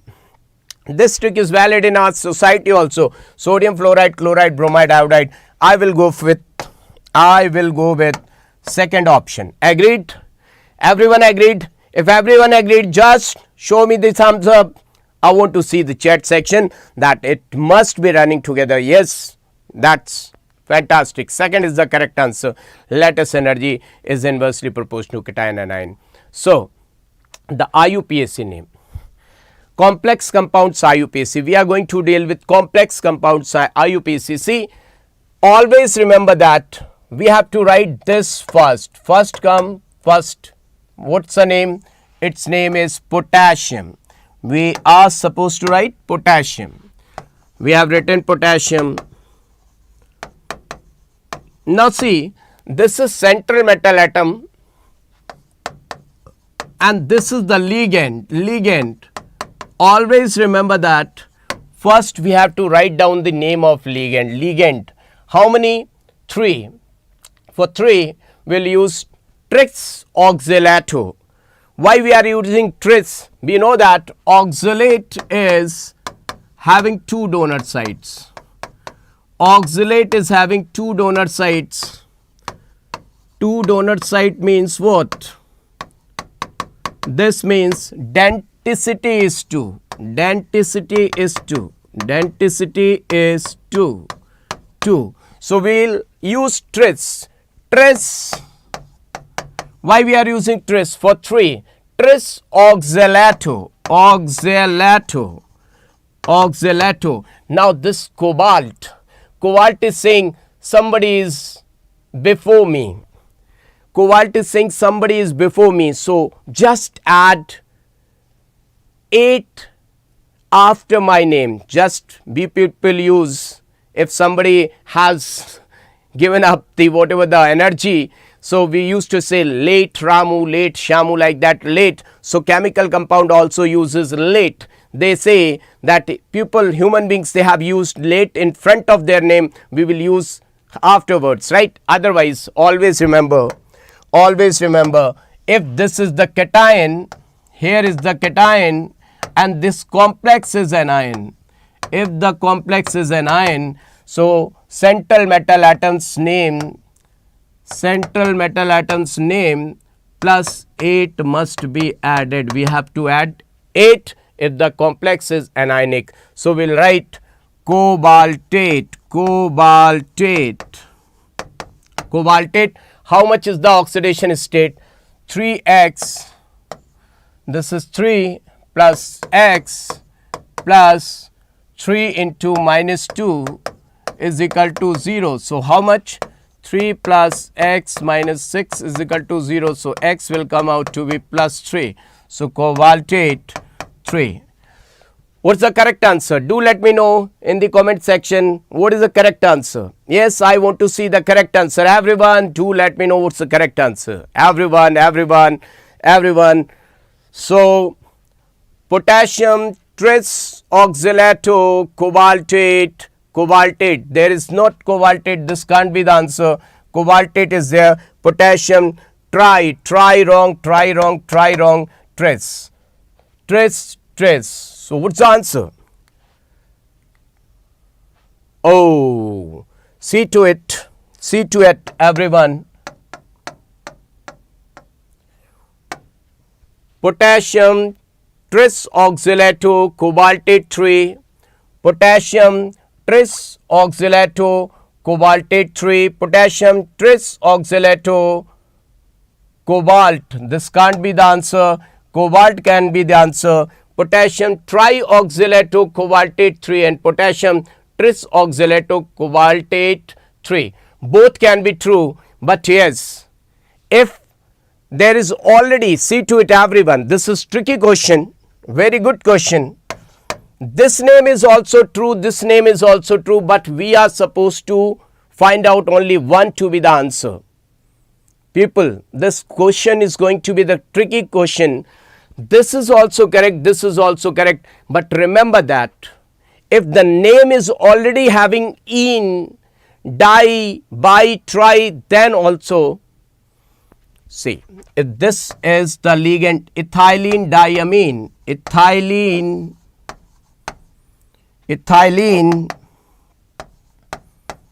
diamine, already this name is having di, so we have to use bistress. According to your standards, if any ligand is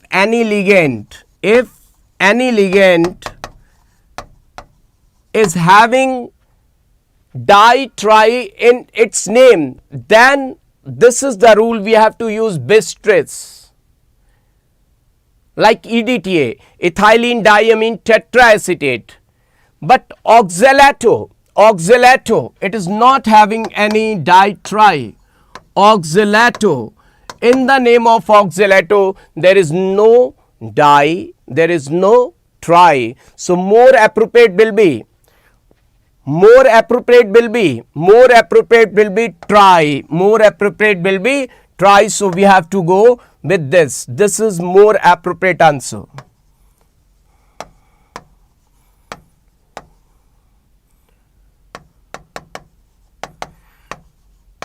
Although both are correct, that is not wrong, but this is more appropriate answer.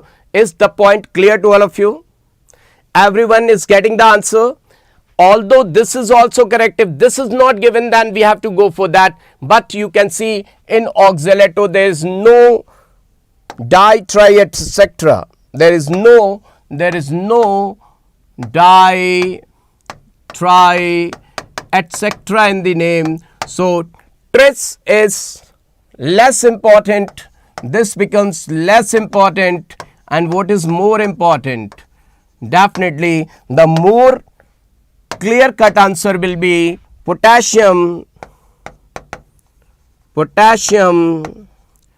trioxalato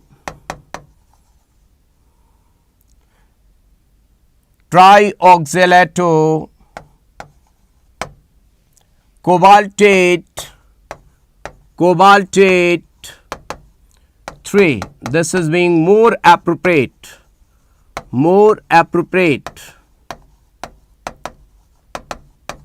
So we will go with this. If this is not given, that should be the answer. If this point is very much clear to all of you, do let me know in the chat section that yes, you got it.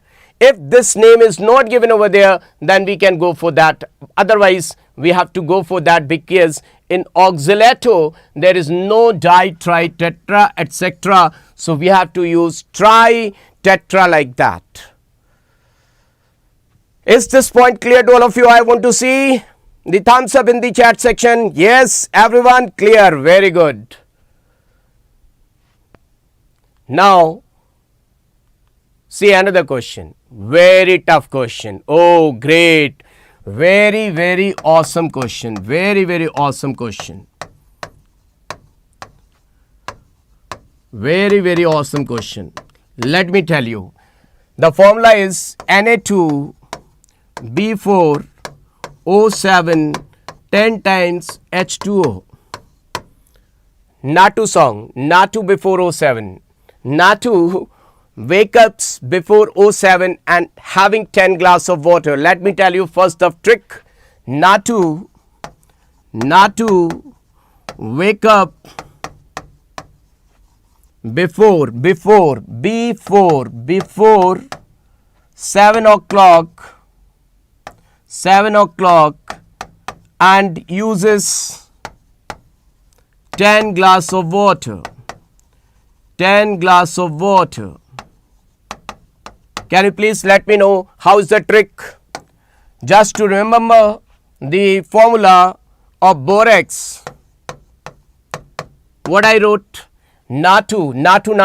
You must have heard the song, Natu song. Natu wake up before 7 o'clock and then he uses 10 glass of water. Now, how to write it down? See how to write it down. Everyone see to it. If this is clear, now see to it. I am going to write down the formula. This formula Na2B4O7 dot 10 times H2O. How to write down in this form? See to it. East or west, north or south, India is best. Now let me make BOB.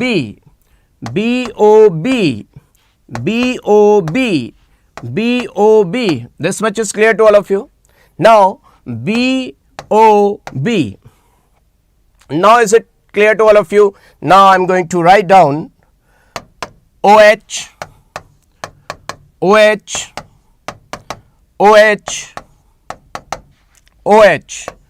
Now you can see these two borons are with 4 valencies. Can you see these two borons are having 4 valency? So I have to put negative charge, 2 negative charge. This much is clear. For neutralizing 2 negative charge, I have to add twice of Na positive, Now see to it, 10 times H2O, 10 times H2O and O7. How many oxygens we are having? 10 plus 7, 17 oxygens we are having. How many oxygens we have used? 1, 2, 3, 4, 5, 6, 7, 8, 9. 9 oxygens we have used. So how many are left? 17 minus 9, 8. So I will put 8 moles of water over here. I have to put 8 moles of water at this place. If this much is clear to all of you, do let me know in the chat section if this much is clear to all of you. I have gone a little bit side away. Just do let me know if this point is clear to all of you. If this point is clear to all of you, do let me know in the chat section. East or west, Bob. If this point is clear to all of you, do let me know in the chat section. Bye. Yes, I want to see. Now see to it, everyone, what's the answer is going to come. See, Na2B4 O. How many O and how many OH? OH are 1 OH, 2 OH, 3 OH, 4 OH. We can write it down. See, Na2B4 O, 1, 2, 3, 4, 5 O, 5 OH, 4 and Z 8 times of water. So how much you are going to get? Do let me know. Its question is really very good. 5, 4, 8. Just add 5, 4, 8. How much it is coming? How much it is coming? 5, 4, 9, 8, 17 it is coming, 17. So we will go for 17. Have you got it? Just do let me know in the chat section. You got it? If you liked it, yeah, 17. We have got it. Done and dusted. You like this structure? You like the way I have told you the structure of borax? If you liked it, just do let me know in the chat section your love, your affection, your respect. I want to see that. If you like this structure, the way I have told you, if it is there, gone in your brain directly, just do let me know.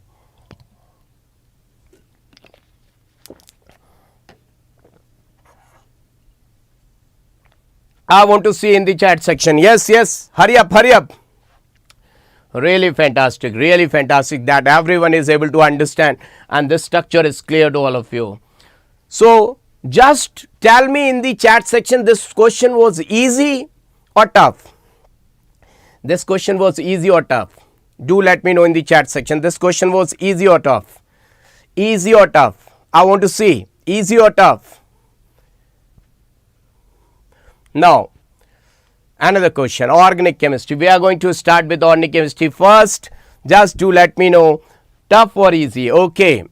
Now, this is the question. And this is the compound.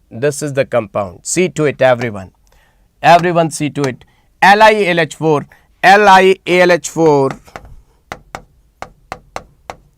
is very strong reducing agent, very strong reducing agent. But remember that can't affect double bonded carbon, can't affect C double bond C. No effect on C double bond C, but there is one note. There is one note. If double bond is adjacent to benzene,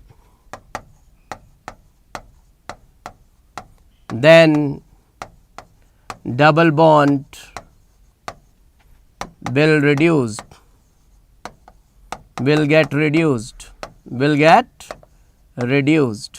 For example, if I say C6H5CH double bond CH CHO cinemaldehyde, and if you react with LiLH4, then it will affect it.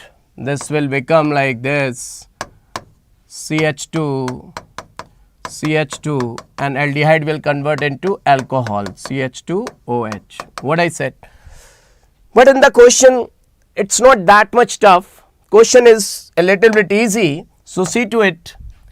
Amide will convert into CH2NH2, RCONH2 on reaction with lithium aluminum hydride will convert into RCH2NH2, and this ketonic group will convert into ketone with LiLH4 will convert into CHOH. Is this point clear to all of you?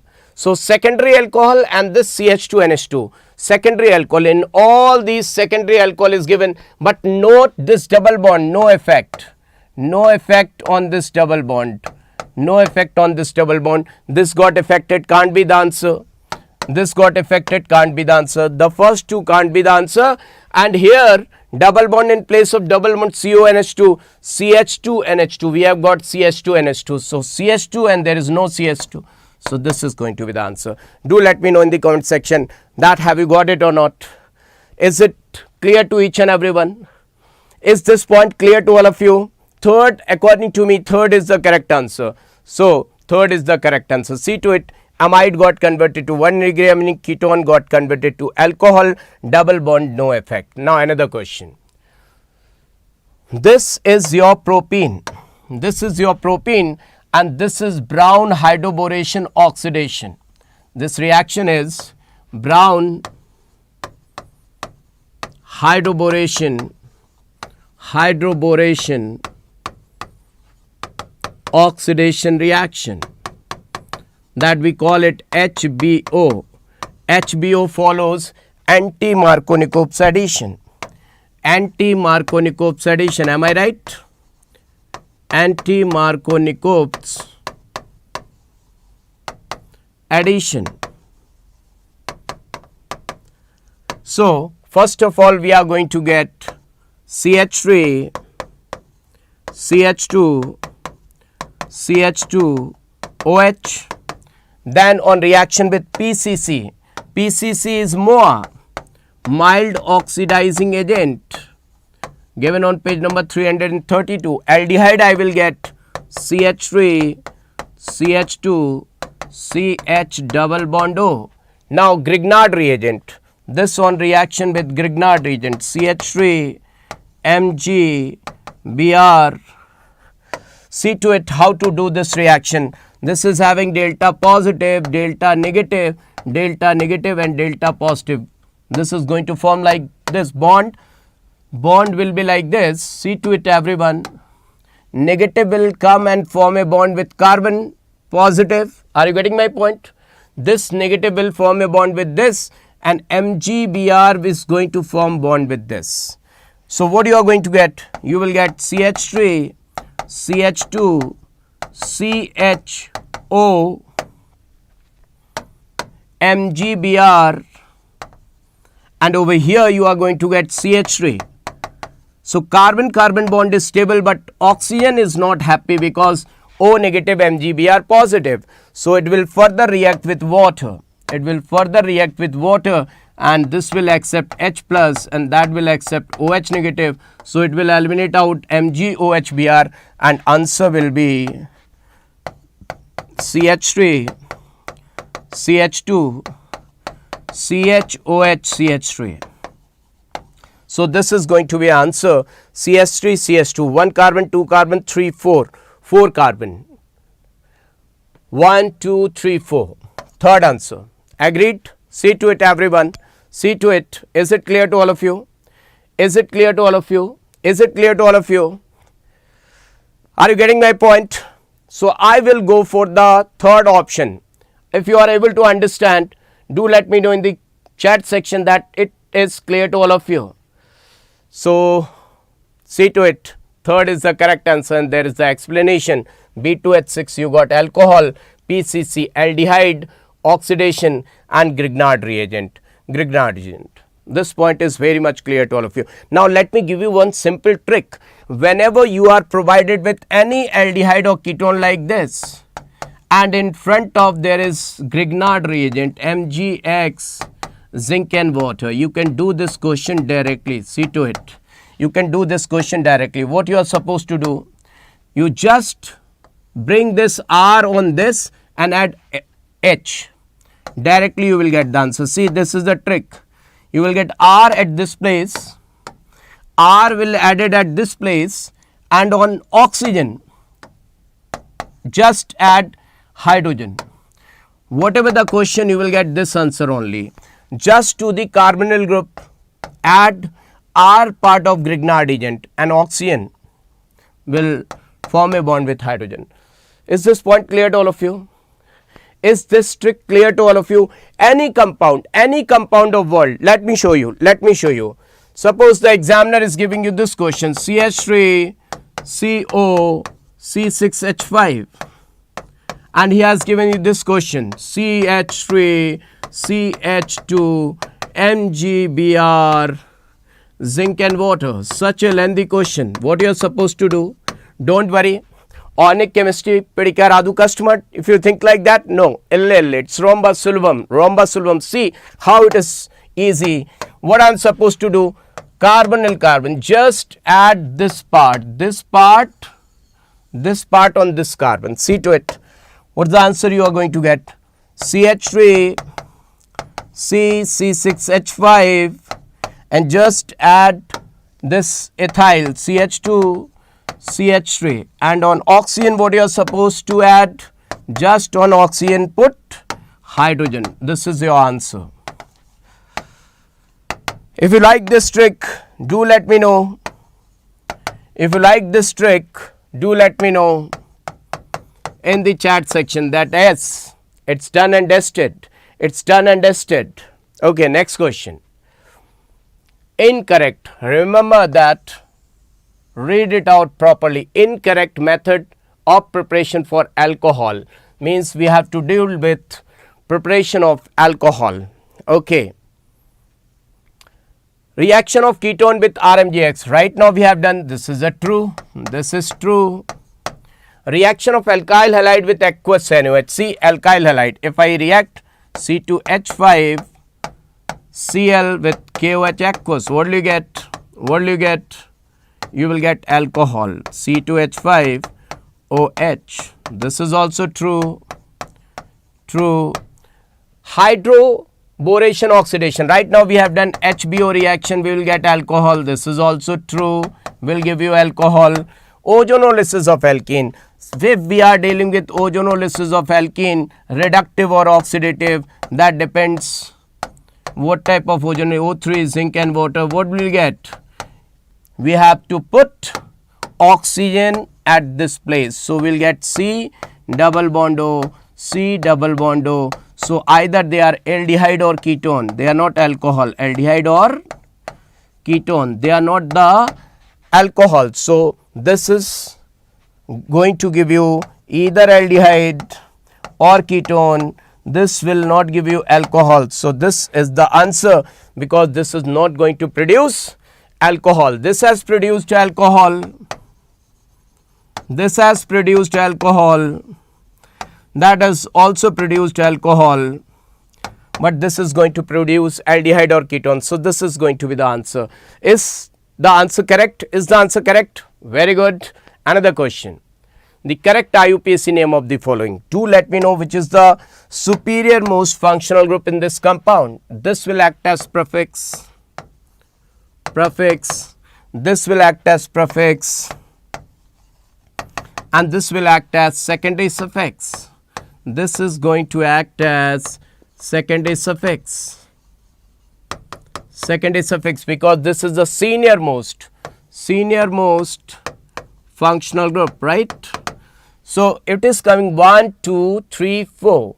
1, 2, 3. It is from here, it is coming 1, 2 and 3 only. See to it. It's coming at 1, 2, 3, 4, 5, 6. If I have started from here 1, 2, 3, 4. So from here it's coming earlier. Numbering should be done in such a way that the senior most functional group should get least number. So this is the correct. So I will write 1 bromo, 5 chloro, now 4 methyl, hexane,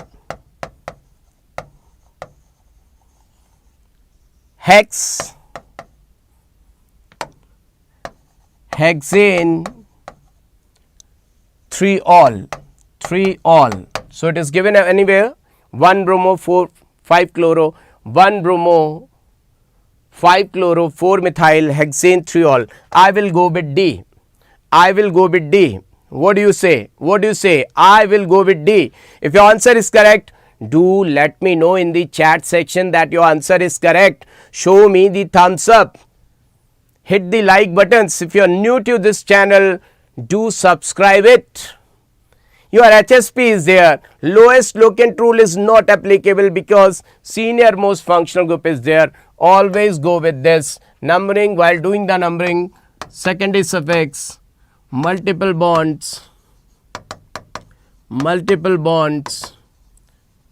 and then prefix. This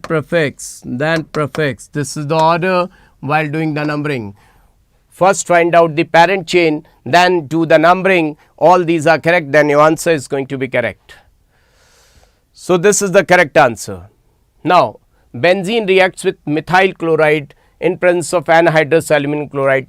Definitely, if this benzene is reacting with methyl chloride, what answer you will get? Simple lemon squeezy question. Toluene will be the answer. Toluene. So fourth is the correct answer, right? This is very simple. Anhydrous AlCl3. This is very simple question. Simple most question. Am I right? Simplest question. So the amine that reacts with Hinsberg reagent to give an alkali insoluble product.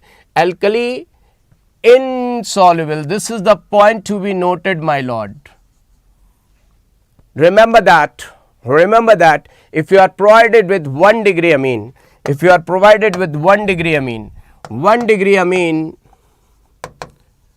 like RNH2 will react with Hinsberg's reagent, that is C6H5SO2Cl. It will react with benzene sulfonyl chloride. This is Hinsberg's reagent. Benzene sulfonyl chloride. It will react with this. How it is going to react? HCl will eliminate out. Now what will you get? You will get compound like this. RNH SO2 N phenyl N alkyl or allyl benzene sulfonamide. N alkyl or aryl benzene sulfonamide.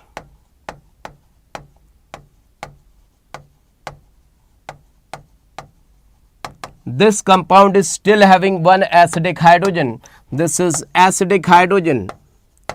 And if any entity is having acidic hydrogen, then definitely that entity will react with base or alkali. We can say base or alkali. So when you are going to react it with base, that is alkali, so it will react and it is soluble in alkali soluble.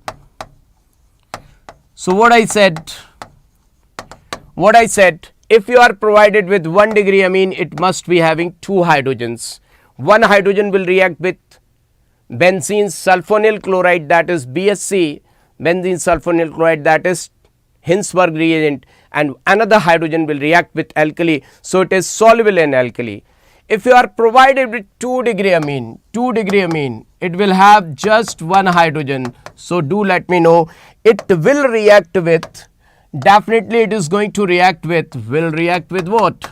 Definitely it is going to react with, will react with BSC. BSC is benzene sulfonyl chloride, but will not react with alkali because it is having only one hydrogen. And if I talk about 3-degree amine, it is not going to react even with BSC. So what is your answer? This is 1-degree amine. This can't be your answer. Can't be answer. This is 2-degree amine. Can be your answer. This is 3-degree amine. Can't be your answer. And this is 1-degree amine. Can't be your answer. So definitely second is the correct answer. Clear to all of you? Just do let me know in the chat section. Is it clear to all of you? This is going to be the answer. This is, see, nitrogen is 2 hydrogen, 1-degree amine. This is 1-degree amine. This is 3-degree amine. You see, nitrogen is attached with 3 alkyls. 1, 2, 3. This can't be the answer. Second will be the answer. Second is the answer. If everyone got it, do let me know in the chat section. I want to see your thumbs up. I want to see whether you are able to understand it or not. And if you are able to understand, do let me know.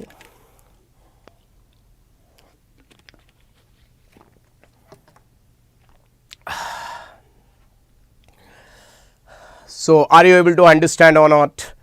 I think yes. At 10 o'clock, you are going to get memory chart, brilliant memory chart at 10 p.m. today. At 10 p.m. today, you are going to get memory chart of inorganic chemistry.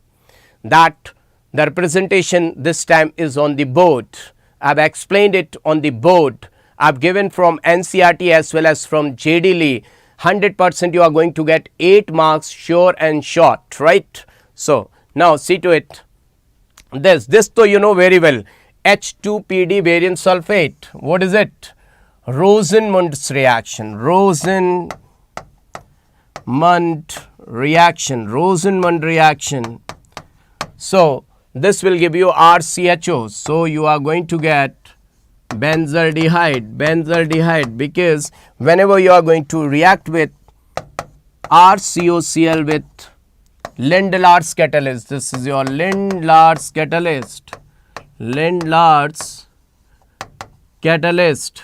Lindlar's catalyst, Lars, this is apostrophe S, with Lindlar's catalyst, you will get RCHO. But do remember, kids,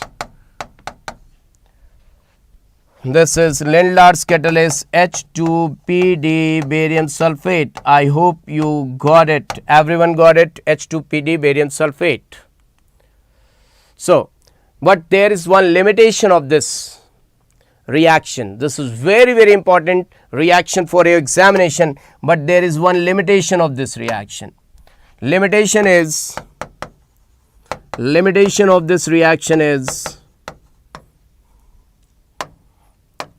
let me tell you what's the limitation of this reaction. Formaldehyde can't be prepared by this reaction. Formaldehyde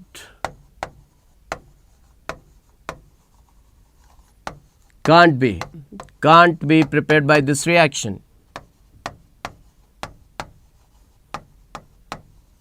Why formaldehyde can't be prepared? Because HCOCl, methanol chloride, is not stable at room temperature.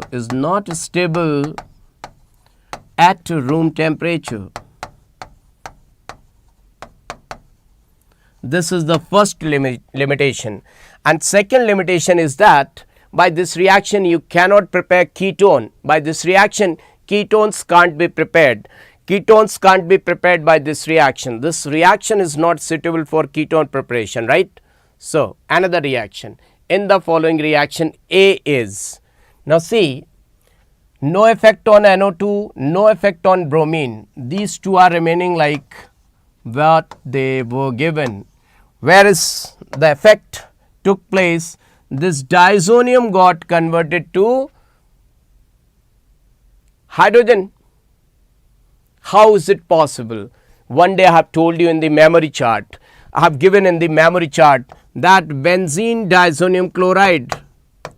I have given one memory chart, organic chemistry memory chart, that benzene diazonium chloride converts into benzene if you are using phosphinic acid. If you are using phosphinic acid, H3PO2, this is being phosphinic acid will convert to H3PO3, or can be given as ethyl alcohol. If you are using ethyl alcohol will undergo oxidation to give you CH3, CHO and benzene. Either to this can be given or this can be given, or glucose can be given. Then glucose will convert into gluconic acid, oxidation will take place, or D, SnCl2 can be given. SlCl2 on undergoing oxidation will give you SnCl4. Either of these four can be given. This is an example of redox reaction. So let me see to it what's given. H3PO2 and water. So definitely A, B. A is in the following reaction. A is. So what is A? This? No. It's wrong. It's wrong. It's wrong. So second is the correct answer. Do let me know in the chat section. Second is the correct answer. Everyone, always try to give the answer. You just try to give the answer like you are sitting in your examination hall and you are doing your paper. Don't sit idle, kids. This is not the way. No, I can't see the energy level. Energy level is missing. I can't see the energy level. You just attempt it like you are doing your original paper. NEET 2023 paper, kids.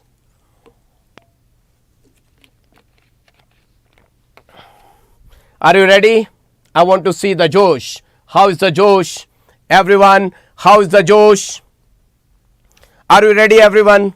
Are you ready, everyone? Do let me know. Do let me know. Hey, kids. Hey, kids, everyone, do let me know in the comment section. Are you ready? Everyone ready? Everyone ready? I want to see the energy in the comment section. If you're ready, without energy, you can't do anything. See, everyone, always say to yourself, you are an important person. If you think you are an important person, definitely you will act like an important person. As we know that where there is will, there is a way. It's old saying, but it's still true. If you think you are able, you are almost too able. All the obstacles in your path will disappear and means to its achievement will appear in front of you. So, yes. Another question. This is clear. Okay. In the following reaction, the product. This reaction is known as coupling reaction. Kids, this reaction is known as coupling reaction. How to do this reaction? How to do this reaction?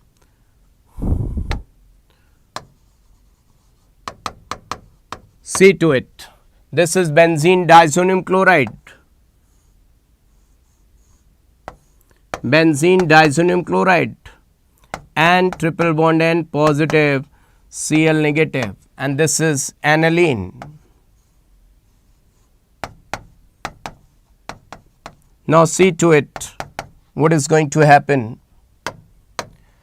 Everyone see to it. This HCl will eliminate out, and what you will get? You are going to get yellow colored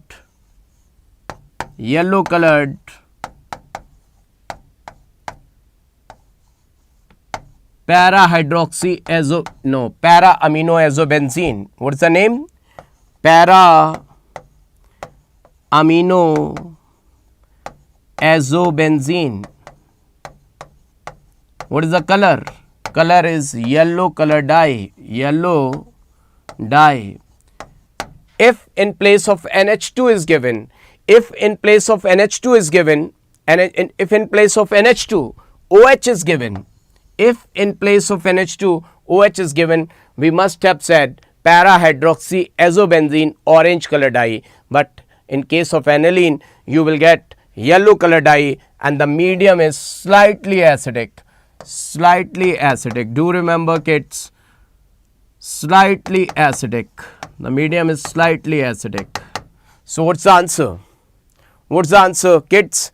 So I will go for fourth option. Agreed?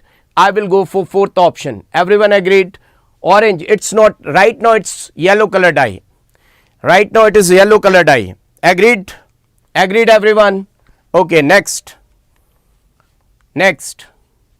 Lucas reagent is equimolar solution of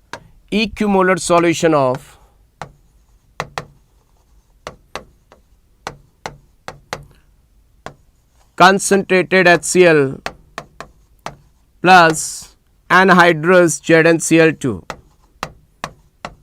It's given over there, concentrated HCl and anhydrous ZnCl2, concentrated HCl anhydrous, concentrated HNO3. So first is the correct answer.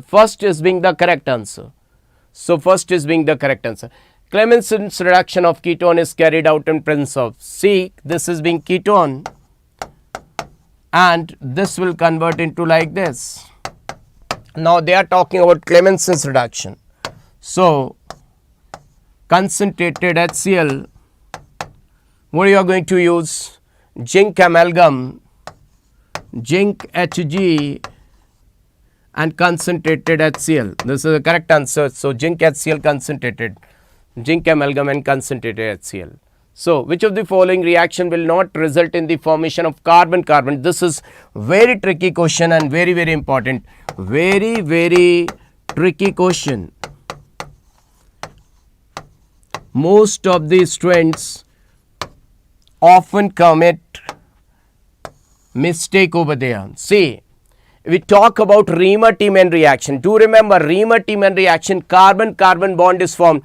Wood's reaction, carbon-carbon bond is formed. Friedel carbon-carbon bond is formed.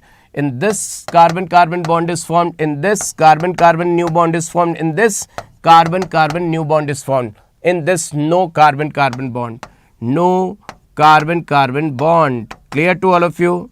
See, why in Reamer-Tiemann reaction on benzene CHO is added, carbon is added, here also. So in the answer is Cannizzaro reaction. Agreed or not? No carbon-carbon bond formation takes place. No carbon-carbon bond formation. So second is the correct answer. This anhydrous, class 11th, it is given in class 11th. Second part, isomerization. Heading is isomerization. So how many carbons are given over there? How many carbons? 6 carbons isomer. 6 carbons isomer will be, see, 1, 2, 4, 5, 6. Okay, no cyclization. No. This is going to be the answer. First will be the correct answer. Very good. Oh, what a timing. Exactly at 10. What we promised, we have followed it. What a great timing. See, I'm really very happy. Great timing. We have followed the timing and each and everything we have given to you. So, dear kids, once this live session is over and you liked it, do write down in the comment section what else you want from our side. This is your channel, the Unacademy NEET English channel, and we are nothing without you people.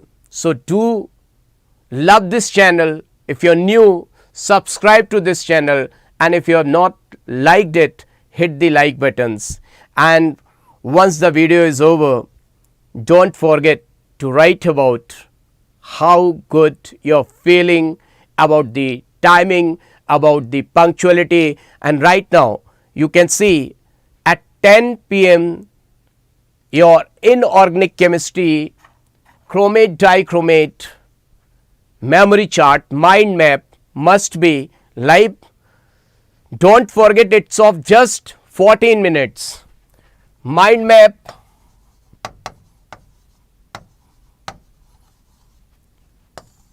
of inorganic chemistry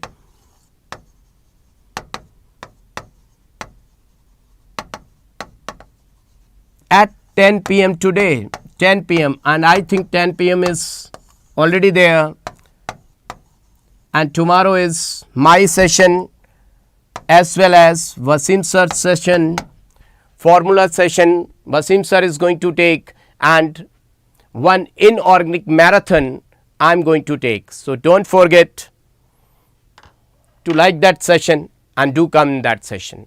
Bye to all of you. Jai Hind. Namaskaram. All the best. And whatever you want, do write in the chat section. Definitely we are going to follow that, because we want to see the best rank of yours in your examination. So all the best. Love you guys.